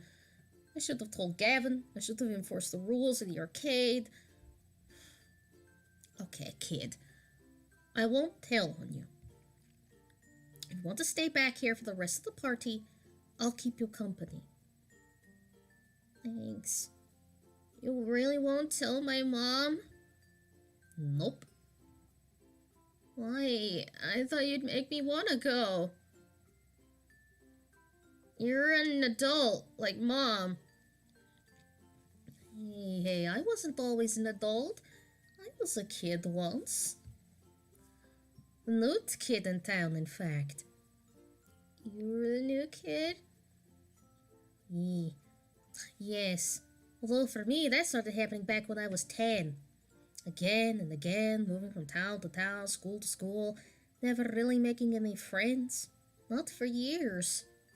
Mom and Dad kept losing jobs, taking new ones, worse ones. They'd work all day, too tired when they came home to do much of anything. After years and years of this, I stopped hoping things could get better. I decided to just take what I could get. I'd go with the flow. What does that mean? It means you don't care. Some things are good. Well, everything else is bad, but you don't care. You just do what you have to without really being sad over it. That sounds so sad. You weren't sad? It's sad to never care about anything, right? You got me there, kid. I guess I was sad. I just told myself I wasn't gonna be sad, even though I really was. And then I bite my tongue. Hard. The involuntary trip down memory lane was not helping this kid out. Wouldn't have helped little Mikhail out if an adult did this for me. So instead, I decided to be the adult that little Mikhail would have needed.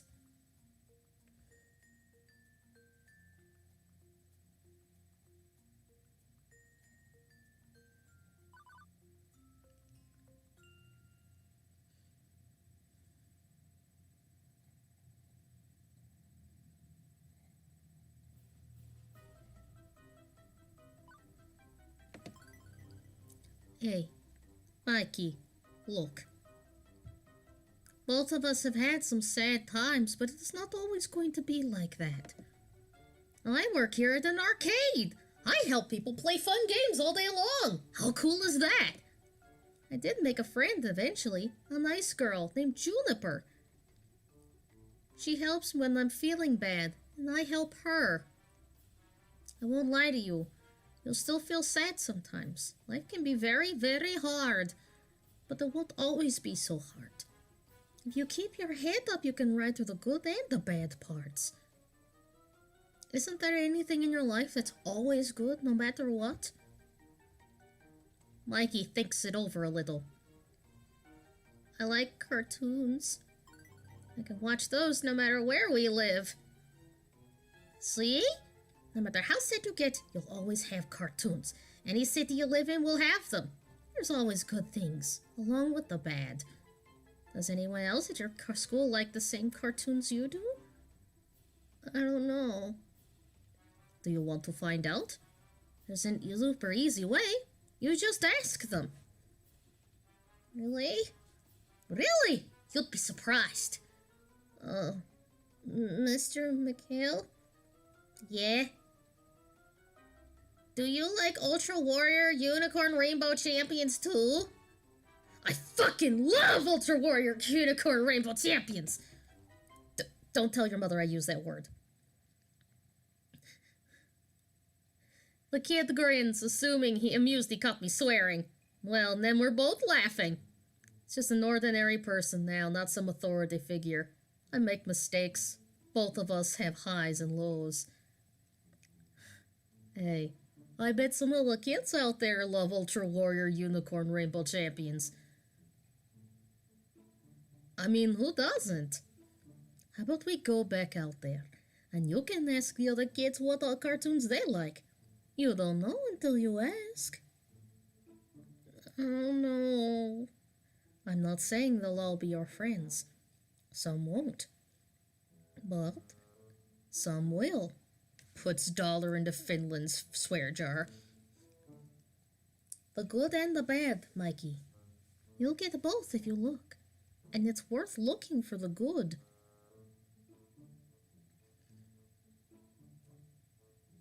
I wonder where he learned that from. Okay, I'll go talk to them. That's the spirit. Atta boy. I take his hand to lead him out back to the main room.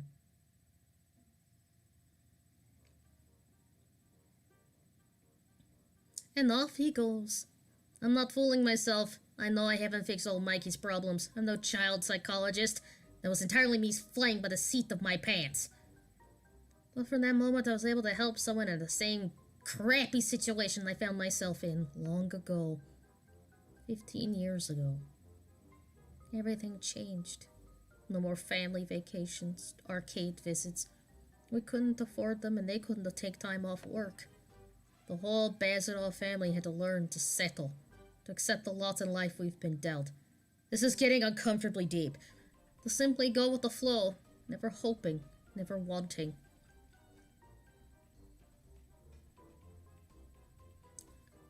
Juniper did her best to pull me out of that mire. I only known her a few years, one of the few stable times in my life, but she knew the edge I'd been pushed to. And now, here I am. The day has been bonkers, alternately boring and hectic, surreal, and way too real. I can honestly say I'm more alive today than I have been in a very, very long time. Beep beep! Beep beep, the girl! Eh? What was it?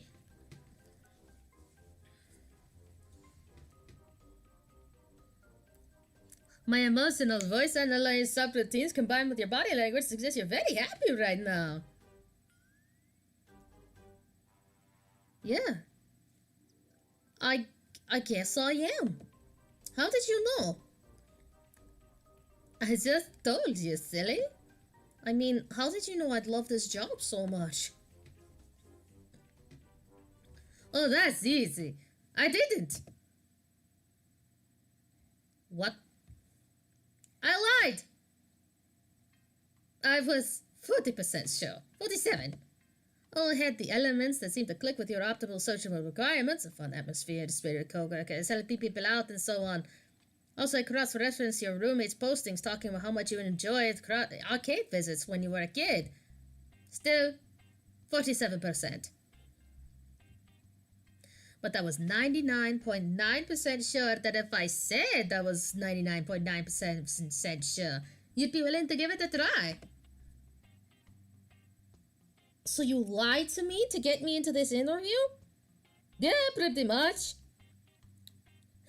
Another thing to thank Juniper for, I guess. You're a very weird little app, you know. I tried to be.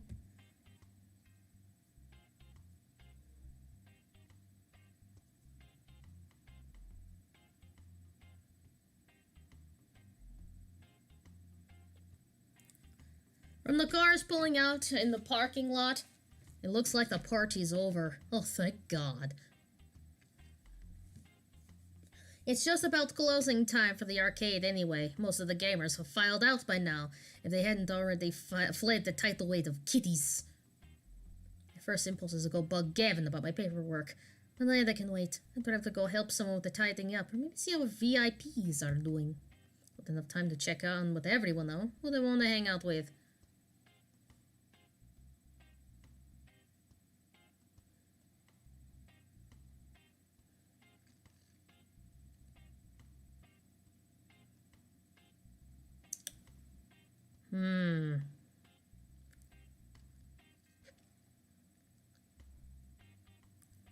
Honestly, because we weren't able to go back and like help Naomi with the cupcake thing, I'm gonna go and like help her with the gum.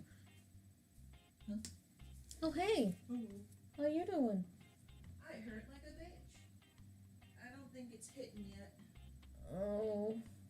Yeah, it may take second or third dose before it hits. So I'm just... Don't... Be careful with that stuff. Like, when you say second or third dose, do you mean like doubling or tripling up? Oh, goodness. No. Oh, okay. I'm just meaning, because it's a take one every 6 hours. Okay. I misunderstood. My bad. Yeah, I'm just saying.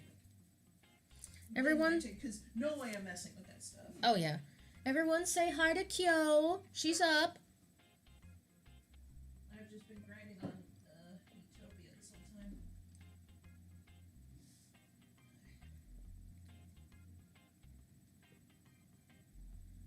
going to lunch. I'm actually really excited for dinner. If you need help, just ask, okay? Yeah, I'm just trying to figure out where my drone tablet. Hang on, I'll get it. I'll get it. You just stick back, okay? I'll grab it. Switch. Oopsie. Oats. Aha! There it is.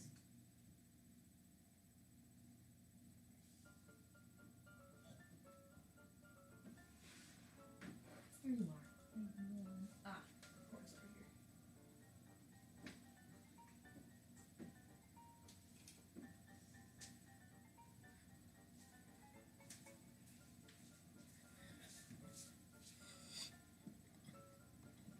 Hi, Kyo. Hi, Kyo. Get well. Send love and huggles. Hi, Kyo. I hope you feel better. Hi, hi, hi, hi. Hello, hello. Hello. I'll be out in a second because I also need lunch.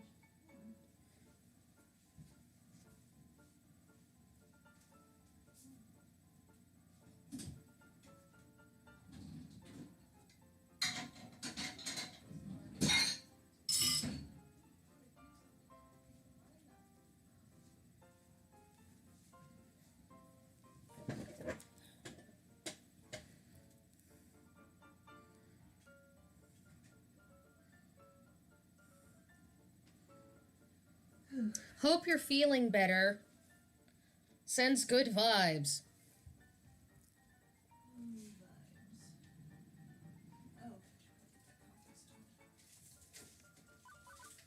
I actually think we should save it here. Well, no. Let's keep going until 1:30.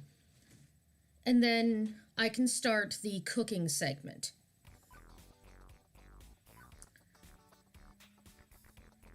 Well, the cook along with me, basically. And then after that, we can finish up with the stream with some art. But in the meantime, we need to help poor Naomi. She's having a very bad time.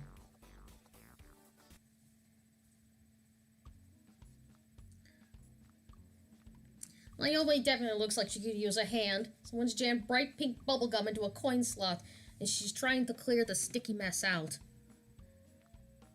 How could they?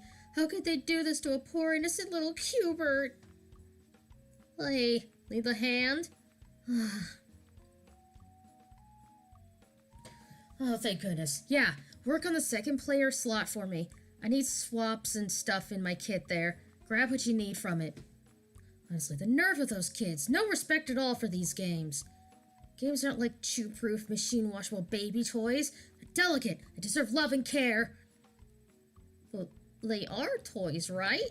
Well, yeah, I mean, of course, you know, they're also works of art. I know not everyone sees it that way. Back in the 80s, operatives would just throw away games that didn't perform well anymore. In the end, an arcade has to make money. That means using and abusing a game till it's time to put it out to pasture. But I don't have to like it, right?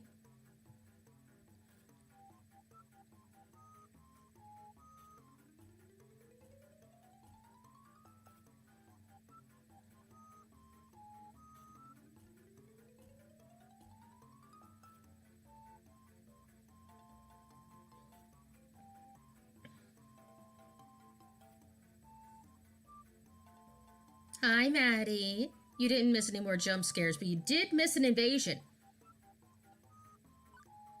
I feel like... So, if every day a game is running, it loses a bit of its finite lifespan, how long before they just can't be saved? I don't know much about the hardware, but given your favorites are from the 80s, it seems like they can go for a long time. Well, with proper upkeep and repairs, as long as parts are still available or can be fixed up with modern components, a very long time indeed. And I'll be here as long as they have me to keep my games up and playing. But you're right about being realistic. I need to be realistic too.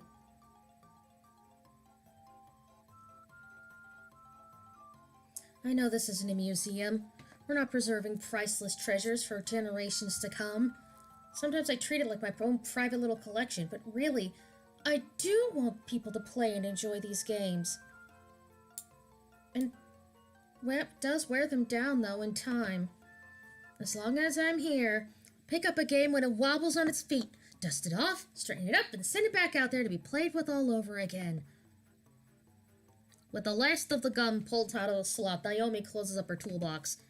I should probably pull the coin mechs entirely and give them a good cleaning tomorrow, but I didn't want to let the gum sit overnight. I'll head home soon. I'll see you tomorrow, right? You got that, Naomi? Great.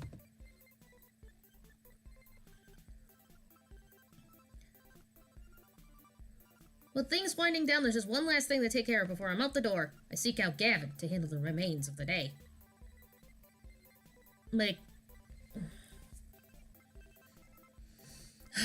Mikhail, good work today. Thanks, boss. Mid-boss? Sub-boss? Gavin will do. I can't say you've been a perfect employee, but my standards are impossibly high, so I'll just have to assume you were as close to perfect as is reasonable. Your pants are torn. So they are. You came to me when dealing with those stolen tickets. Good, which I'll always be here should you need me, even if I look busy. Really? Normally I'd have dealt with the angered parents myself, but I was distracted. I've only second-hand accounts of your performance there. Theo told me everything. Theo?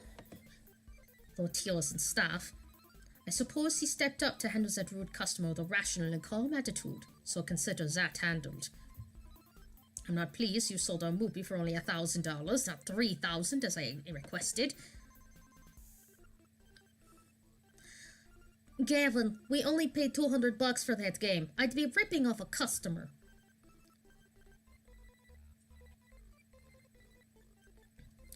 A customer with exceptionally deep pockets and one who squats on that game all day, spending only a handful of change in the process. If anything, 3,000 is what we'd need to make up the lost profit from Percy being so moopy obsessed. What's more, why is it still here is a good question. Was I not clear that I wanted it gone? Percy didn't want to break up the family. They're machines, not people. And he didn't want Naomi to be sad. Yes, Phil. Naomi needs to learn to let go, I'd say. Ahem! Are you giving our poor little Michaela a hard time, Gavin, dear?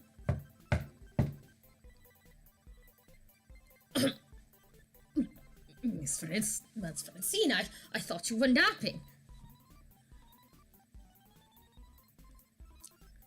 Naomi's dreams matter too. As does the dream of Percy, that poor fellow. Poor? Isn't Percy stinking rich?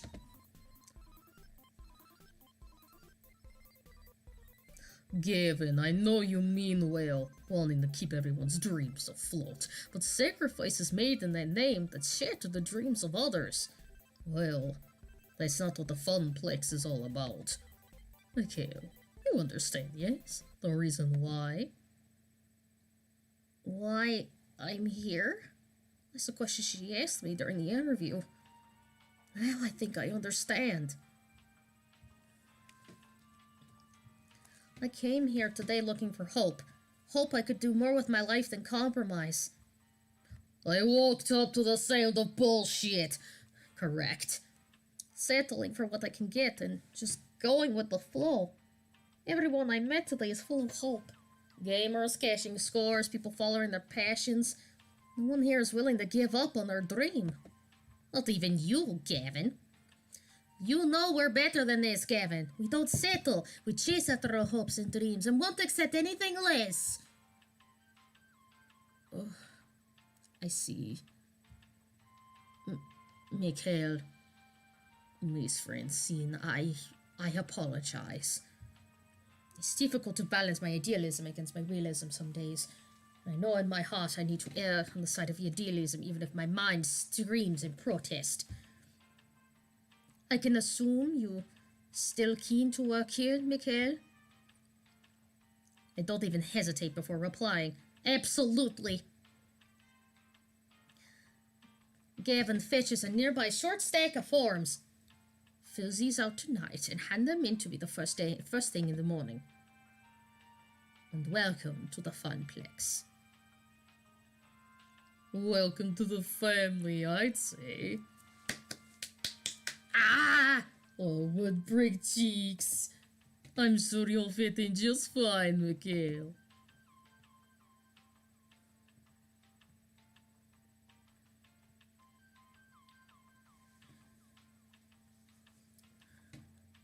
One bus ride later and it's home again, jiggity jig. I had to. I'm sorry. Juniper, already home from work, bounds over eagerly to interrogate me on my day. So, how did it go? It went well. Well or well? Really well. Your little app came through, despite being terrifyingly omniscient and just a little bit unnerving. You forgot to mention adorable. It's wonderful. I'm so glad to hear things worked out. You even came home with a smile, like when you were a lifeguard. Oh, I guess I am smiling. Interesting.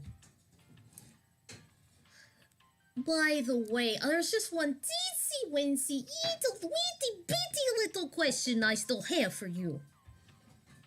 Why exactly did you order a giant crate full of pizza bagels? I swear to fucking God. Lavino!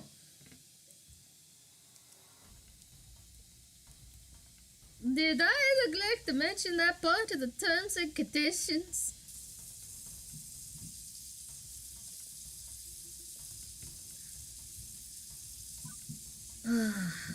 Well, on the plus side, I know what I'm having for lunch tomorrow.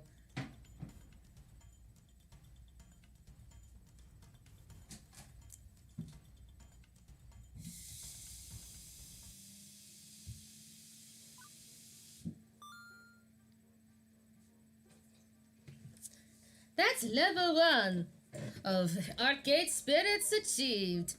And hey, you won a prize! You get one of these for each level you collect plus some extras for various endings and other hidden thingies. Now let's check your score. Gavin seems to have taken the shine to you. Oh, really? Oh, really? Oh. Oh.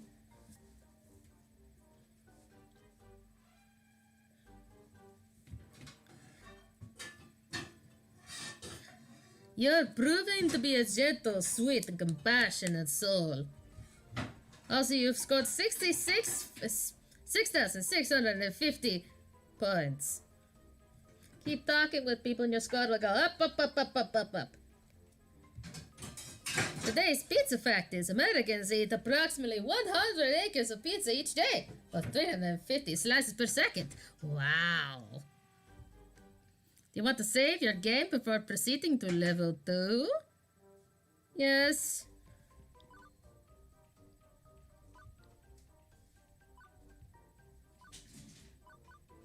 Chasing Ghosts is the name of the next one.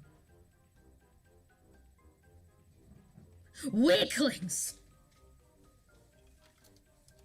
Hey, now.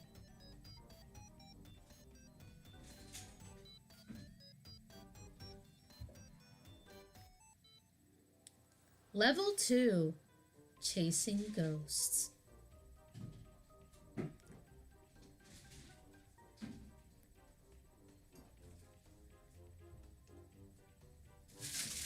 It's the future, 20XX, and you know what? Things are... Excuse me. Things are pretty okay.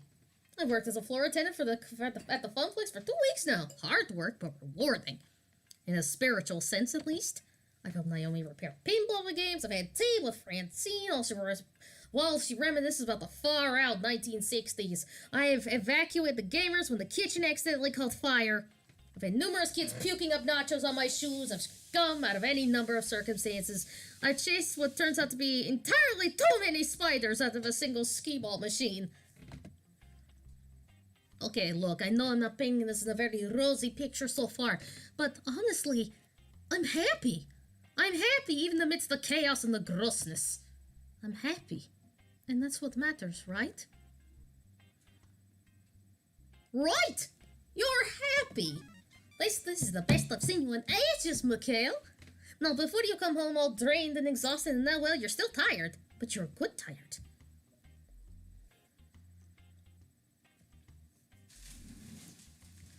My roommate, Juniper. She's taken to stopping by during her lunch break whenever she could get away from her office cubicle long enough to do so. It's still hard work, don't get me wrong. But overall, it's good work. I just feel good. Totally good. It's stuff. Oh, good. Agreed, super good. Double plus, good. Iris, we need to talk to you about listening in on my conversations. What did I tell you about that? To pretend I wasn't eavesdropping even when I am? Exactly. You know, I'd be more upset about my creepy privacy invading digital overmistress, but I have to admit, Iris has really pulled through for me. Even though she's also ordered a 3-month supply of pizza bagels on my behalf. But Miguel, when pizza's on a bagel, so... Juniper, how long do you have left on your break? Any time to squeeze in on some pinball or something? I can spot you some tokens.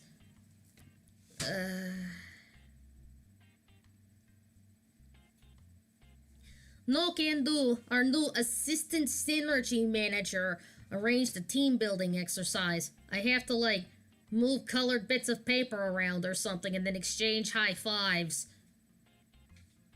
Assistant synergy manager? That sounds like a very vague job. Nah, it's actually entry level. Good pay. Right on track to middle management. Pretty cushy, if a bit dull. Only thing is, they asked me if I knew anyone who would fit in before they started advertising for candidates. And I said, nope, who'd want to do that? When was this exactly? 2 weeks ago. So... grabs Yvonne by the collar. 2 weeks ago, right when I needed to find work, you told them you didn't know any good candidates for a well-paying entry-level job. Oh,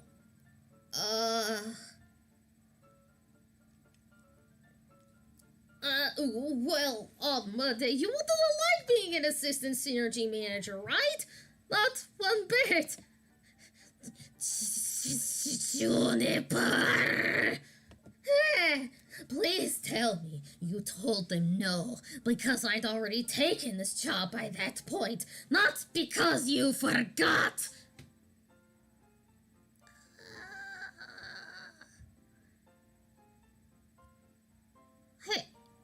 Hey, I didn't forget. I just, didn't bother telling you about the open position that night. Listen here, you little shit! I mean, you'd already had so many jobs you hated.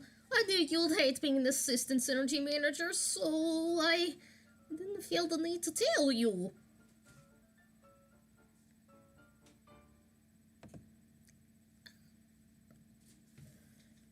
And it all worked out, right? You just spent the last 5 minutes telling me how happy you are here. Maybe she would have if you weren't being a mopey little shit. Oh! I swear. Not a lie. I was happy here indeed. Also not having a lie. Having packed pizza bagels for lunch, after having pizza bagels for breakfast, because we barely had enough money to cover rent this week, pulled together. Also not a lie. Gavin constantly hiding the numbers from us, insisting things were fine, all while dryly joking about perpetually being on the edge of crashing burning. Also not a lie. Every time someone in my family tries to chase after happiness instead of stability, we all fell deeper and deeper to death and misery.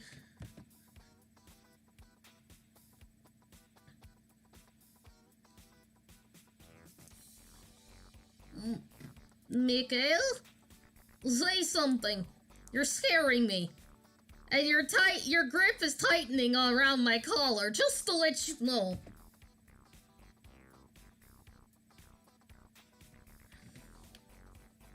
When I lost my lifeguard job, I barely reacted. I didn't care that we were impoverished again and facing an uncertain future. I guess one of the nasty side effects of no longer being with the flow is no longer being numb to the reality of your situation. But I shouldn't feel too upset. I've genuinely enjoyed my new job. It's restored my sense of hope that my days can be something to live through, not just endure. I have no right to be upset or angry about losing an opportunity to safer, more stable future. Right?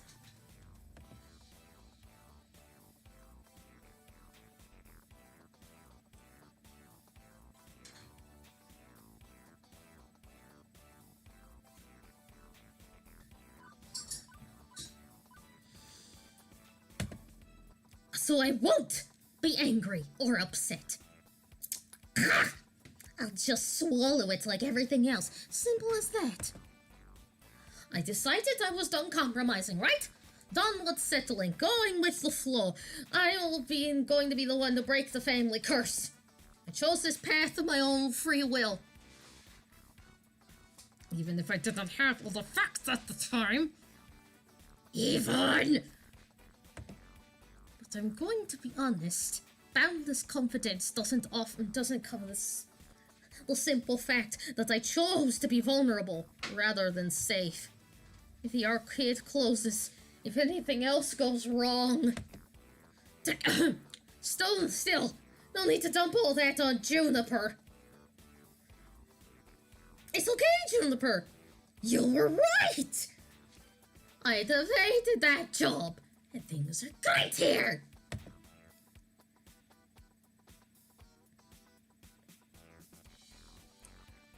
Oh, good. You were kind of freaking me out as he peels his fists off of his shirt collar.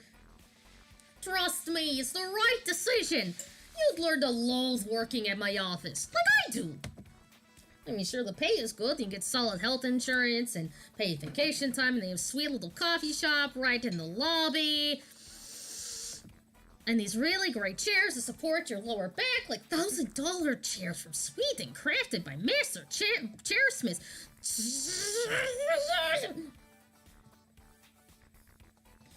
I said it's fine. Everything is fine.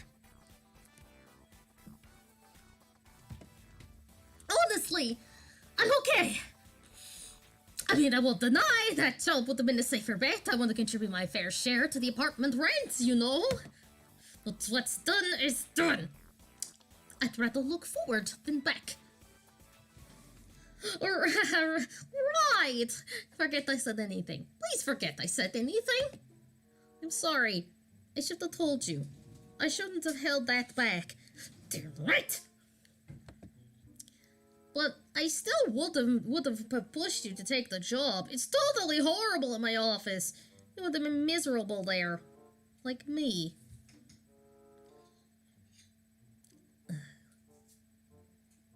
It's cool.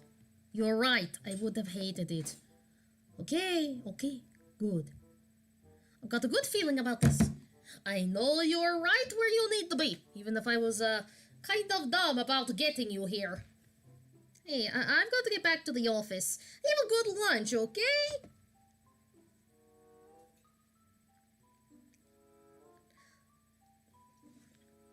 I can feel the distant rumble of a frozen box of pizza pickles taunting me from a recently repaired employee break room.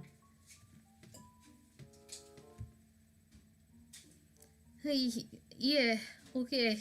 And you have a good rest of hours of your day, yeah? Oh, you bet! I'm okay with this. Everything's fine! Right. What I need now is distraction. Frozen pizza bagels are certainly not it. My pocket money is really slim, but I think I need to step out for some fresh air and treat myself to a better lunch than that. And hey, maybe some company too. Nice and distracting. Talking to someone about anything other than this. See who's available. Let's go with Theo. Let's get some lunch with Theo. As he finishes the last beat of his song, I see Theo spin and jump off the Showtime stage performance. He doesn't even look back to see that he absolutely nailed it. It looks like the crew isn't around today, which is strange. I wonder if they all went out to lunch together. Speaking of which, Floor Attendant Mikhail needs food. Badly. Maybe Theo would be interested in lunching with me? It's not every day I catch him sans crew. Before I can even say anything, he's locked eyes with me and he's already jogging over to my way! Mikhail! Oh, gosh. Floor Attendant Mikhail's about to die! You doing alright? You sound, hungry. Hey! Are you going to make it? Yeah. Actually, no. I might be doomed.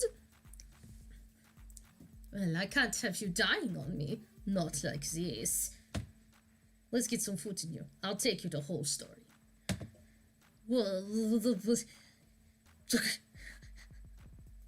Is this a date?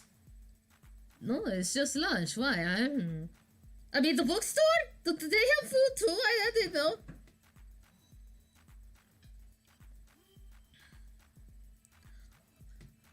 Only the best pastries and coffees this side of the Mississippi. I can't believe you haven't gone yet. I can't believe you haven't gone yet. There we go. It's like, get your line read right. God, Lubo. Hey, a Danish accent is hard, okay? Sounds tasty. But they should eat the piece of bagels I brought for lunch. Ugh. Please. You eat those every day. Let me treat you to something other than that. Think of it like a friend date.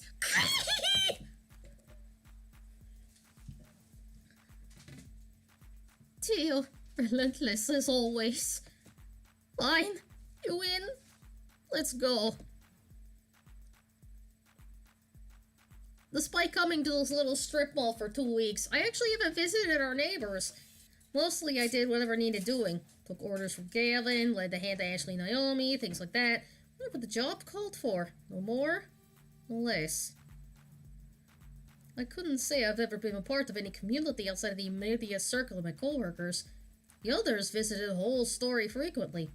Theo leads the way into a shop that smells strangely of dusty old books and sugary sweetness.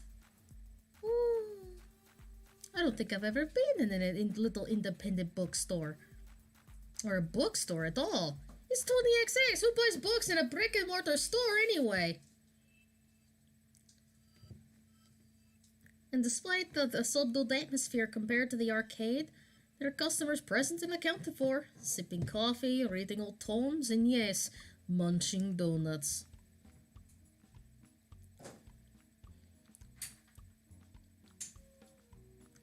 Theo secures a tiny table for us before directing me to the bar. Hang on, what's up with that menu? It's organized by the Dewey Decimal System. I feel whimsical today.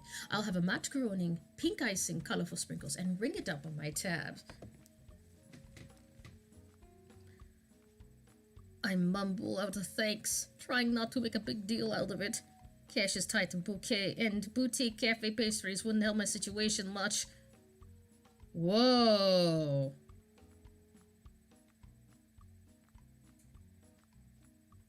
Oh my. Hey, Chaz! Here's your type!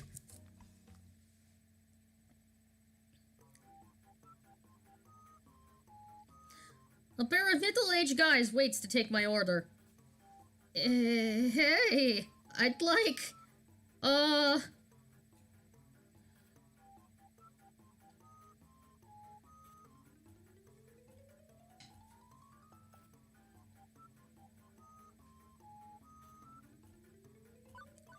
You know what? I've never been here. Surprise me! What's your favorite donut? Hey, what's good? What's your favorite order from the menu?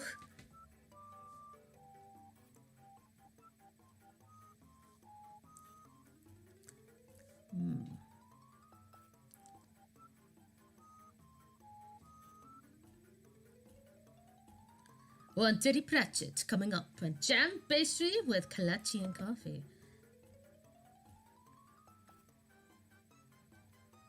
The second fellow puts together my order and also drops a small paperback book onto the tray featuring a many-legged wooden travel trunk on the cover. A literal literary lunch. Was alliteration, apparently. Say, you work at the Funplex, don't you?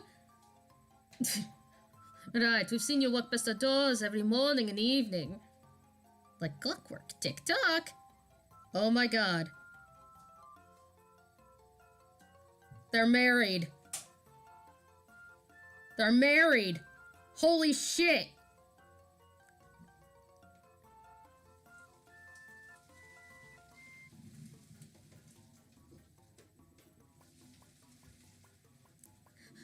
Right.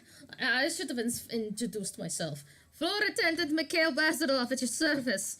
I'm the inside guy for tokens and tickets. They're gays, Marcia. Well, they're literally wearing matching rings. Look. See? Oh, we're lousy at video games. Totally lousy. But Francine's just a peach, isn't she? Sweetest dame you'll ever meet. Regardless, welcome to the whole story. I'm Ben. I'm Matt. Never listen to the actors. Those are cuties. And so are we. Oh, stop being cute. Never. Apparently the sugars available in all forms other than round and holy today. Wait, don't let us stop having fun on your little date. Wouldn't dream of it. It's not a date. Just friends, eh? Friendly friends on a play date. Maybe the real date was the friends we made along the way. Oh, stop it, you. I say the real friends were the friends we made along the way. What if the way was also the real friends who were the real friends we made along the way? Okay, now you're just being silly. And how? Anyway. Next order, please.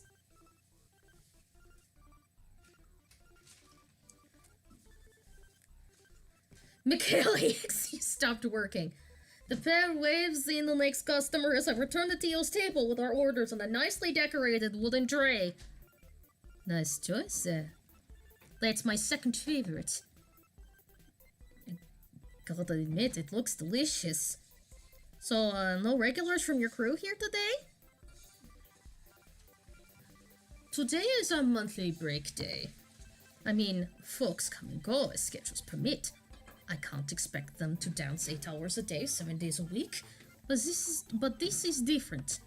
I make sure that every month we all take a full break from each other to clear our heads, not dance and just recharge. No arcade, no game, no smooth moves.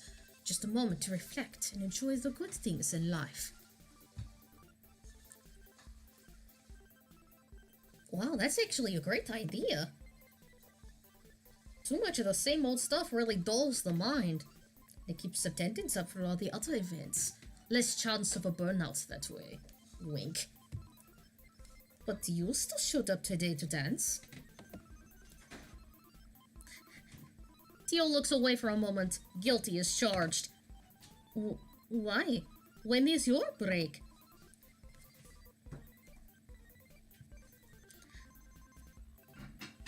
Theo waves his hand away, scoffing at the very idea of it. Simply put, I don't require a break. Seriously?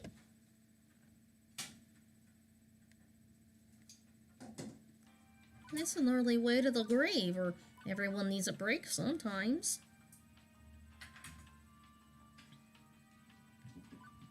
Boy!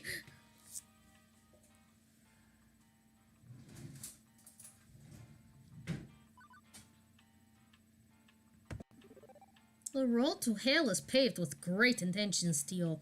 Everyone, including you, deserves a break every once in a while. Believe me, I would love to take a break. But I can't.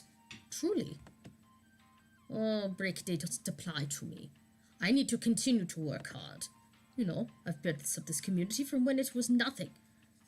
I remember when it was just me and a few other players. And now look at it, Mikhail. We're not just a local crew. We're one of the biggest dancing grain groups in the nation. We got it all. A social media feed, satellite groups, online vids to tutor the hopeful newcomers. You're only seeing the tip of this crazy iceberg. All that depends on me. I gotta hustle. I can't let them down. I won't let them down. If all this fell apart, it would crush them. So if I stop, even for just a moment, I mean, who will be there to take over? Your friends, Theo. Me? Ashley? Naomi? Yes, even Gavin. Huh? You take over my dance crew? You? No. I mean, look, and I didn't mean it that way. We want to support you. You're part of the Funplex. You're not alone.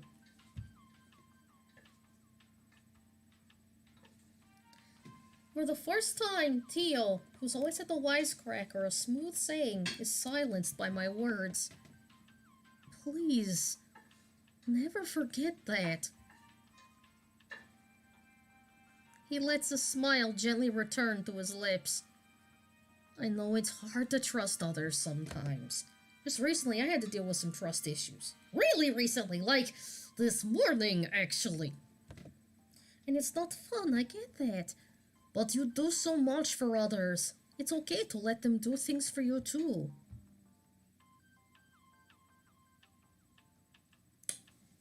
You know, Mikhail, you are a true friend. Here I was supposed to take you out and hear about your life, and instead, we're all just talking about me the whole time. Man, I am the worst.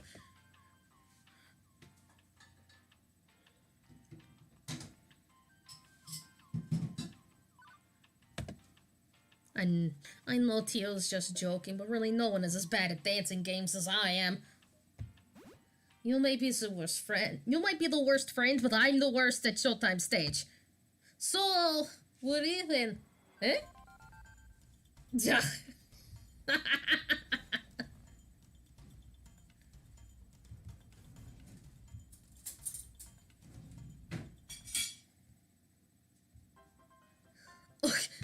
Well, I wasn't going to say it, but you took the words right out of my mouth.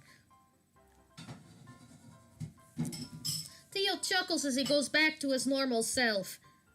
I mean it. You are a really great friend, and I'm really impressed with your passion just now. Not many floor attendants would do that for the customers, but that's the Funplex for you, isn't it? I'm more than a neatly stacked pile of quarters in your eyes. We all are. Until Gavin tells me to stop fraternizing with the neatly stacked piles of quarters, I'm good with treating you all like human beings. Mickey, you inspire me. I glance around, looking for who Theo seems to be talking to. I've never been described as inspirational. As he fans himself. Me? Duh. Yeah, you. You could use that heart you have in all aspects of your life. It'd at least make my world a bit brighter.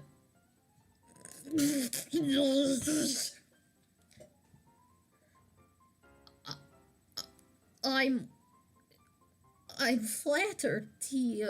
Beep, beep, beep! Lunchtime is over!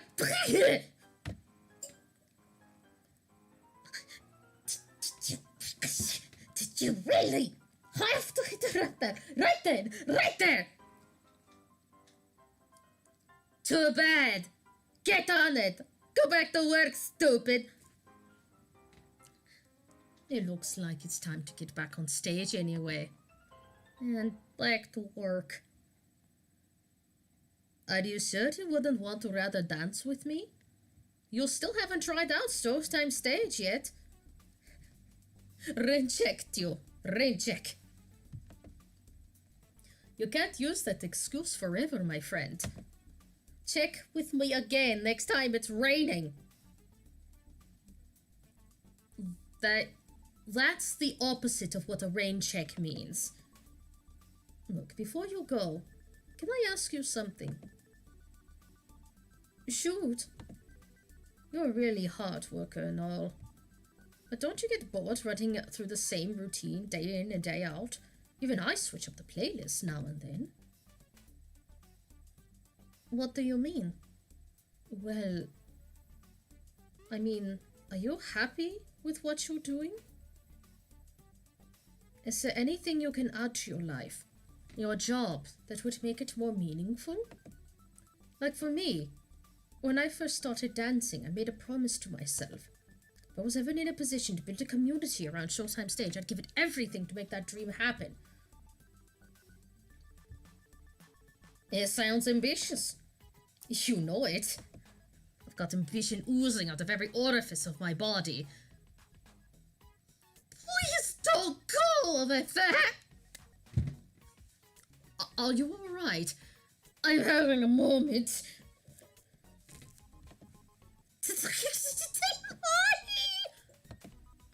So what do you strive for?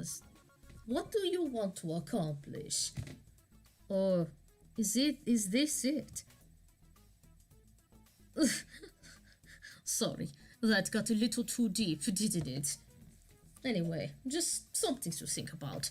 We should get back before we're missed. Okay! I quickly gather up my things and flee back to the funplex. Did he ever actually eat his donut? The world may never know.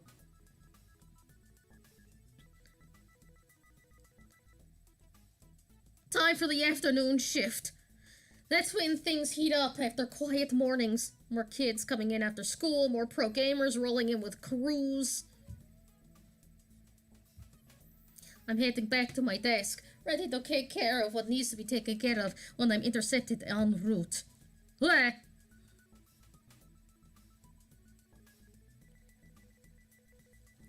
Mikhail, Ashley, you're both back. Good. I was hoping to catch you before we left. What's up? Hamza's up. He is? Huh.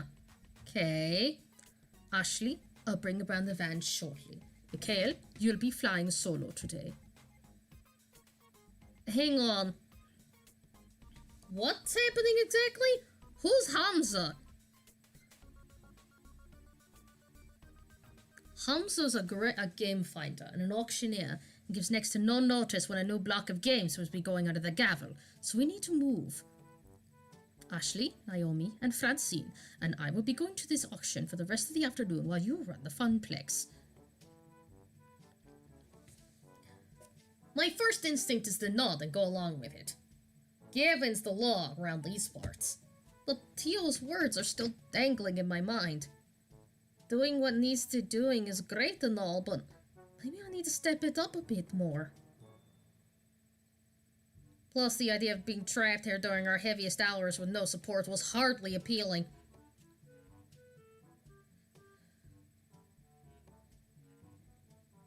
I think getting a chance to just hang out with Gavin for a little while is... How about Ashley and I swap places? Is there a reason it has to be Ashley and not me? Definitely not. He just needs muscle to help move games around. I've got muscle. Well, I've got a muscle or two. Just ask Naomi. I help her move games all the time. Yeah? I feel like such a third wheel at those auctions anyway. Let Mikhail be the third wheel and let me handle the floor. I'll be the finest third wheel you've ever met. Trust me. I just want to do more than what I've been doing. Different things. New things. Show some initiative, like, you know. I suppose it wouldn't change much to bring Mikhail instead. But no costume time, Ashley. I need non-plush fingers on duty in case of chicken? Ticket jams. Chicken jams? Pinky can stay in storage for the afternoon. I'm just happy to be helping folks out one way or another. I need to go get the van. Wait out front, please. We'll probably be closed by the time you get back, so I'll see you in the morning. Floor attendant Ashley, away! Oh shit, really? Oh no!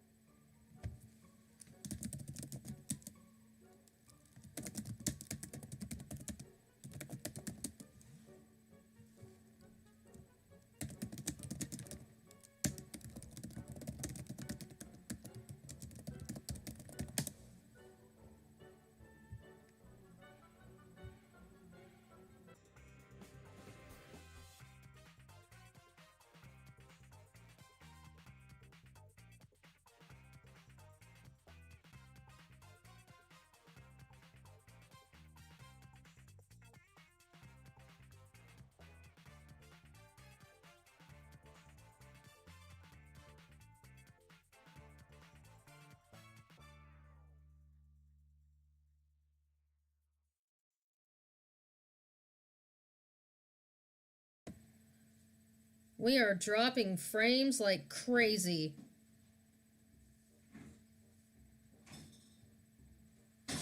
Like, crazy.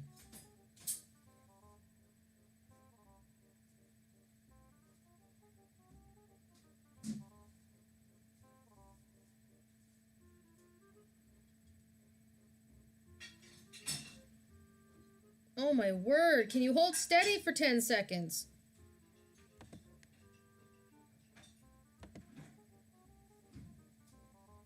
Let's try this.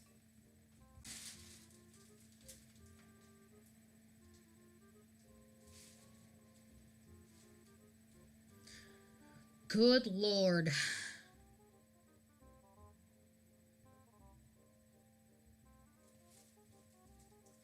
It's always, yeah, Candy's right. It's always around like 2 o'clock in the afternoon.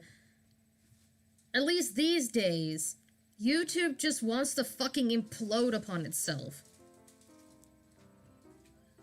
Everyone's starting to stream around this time.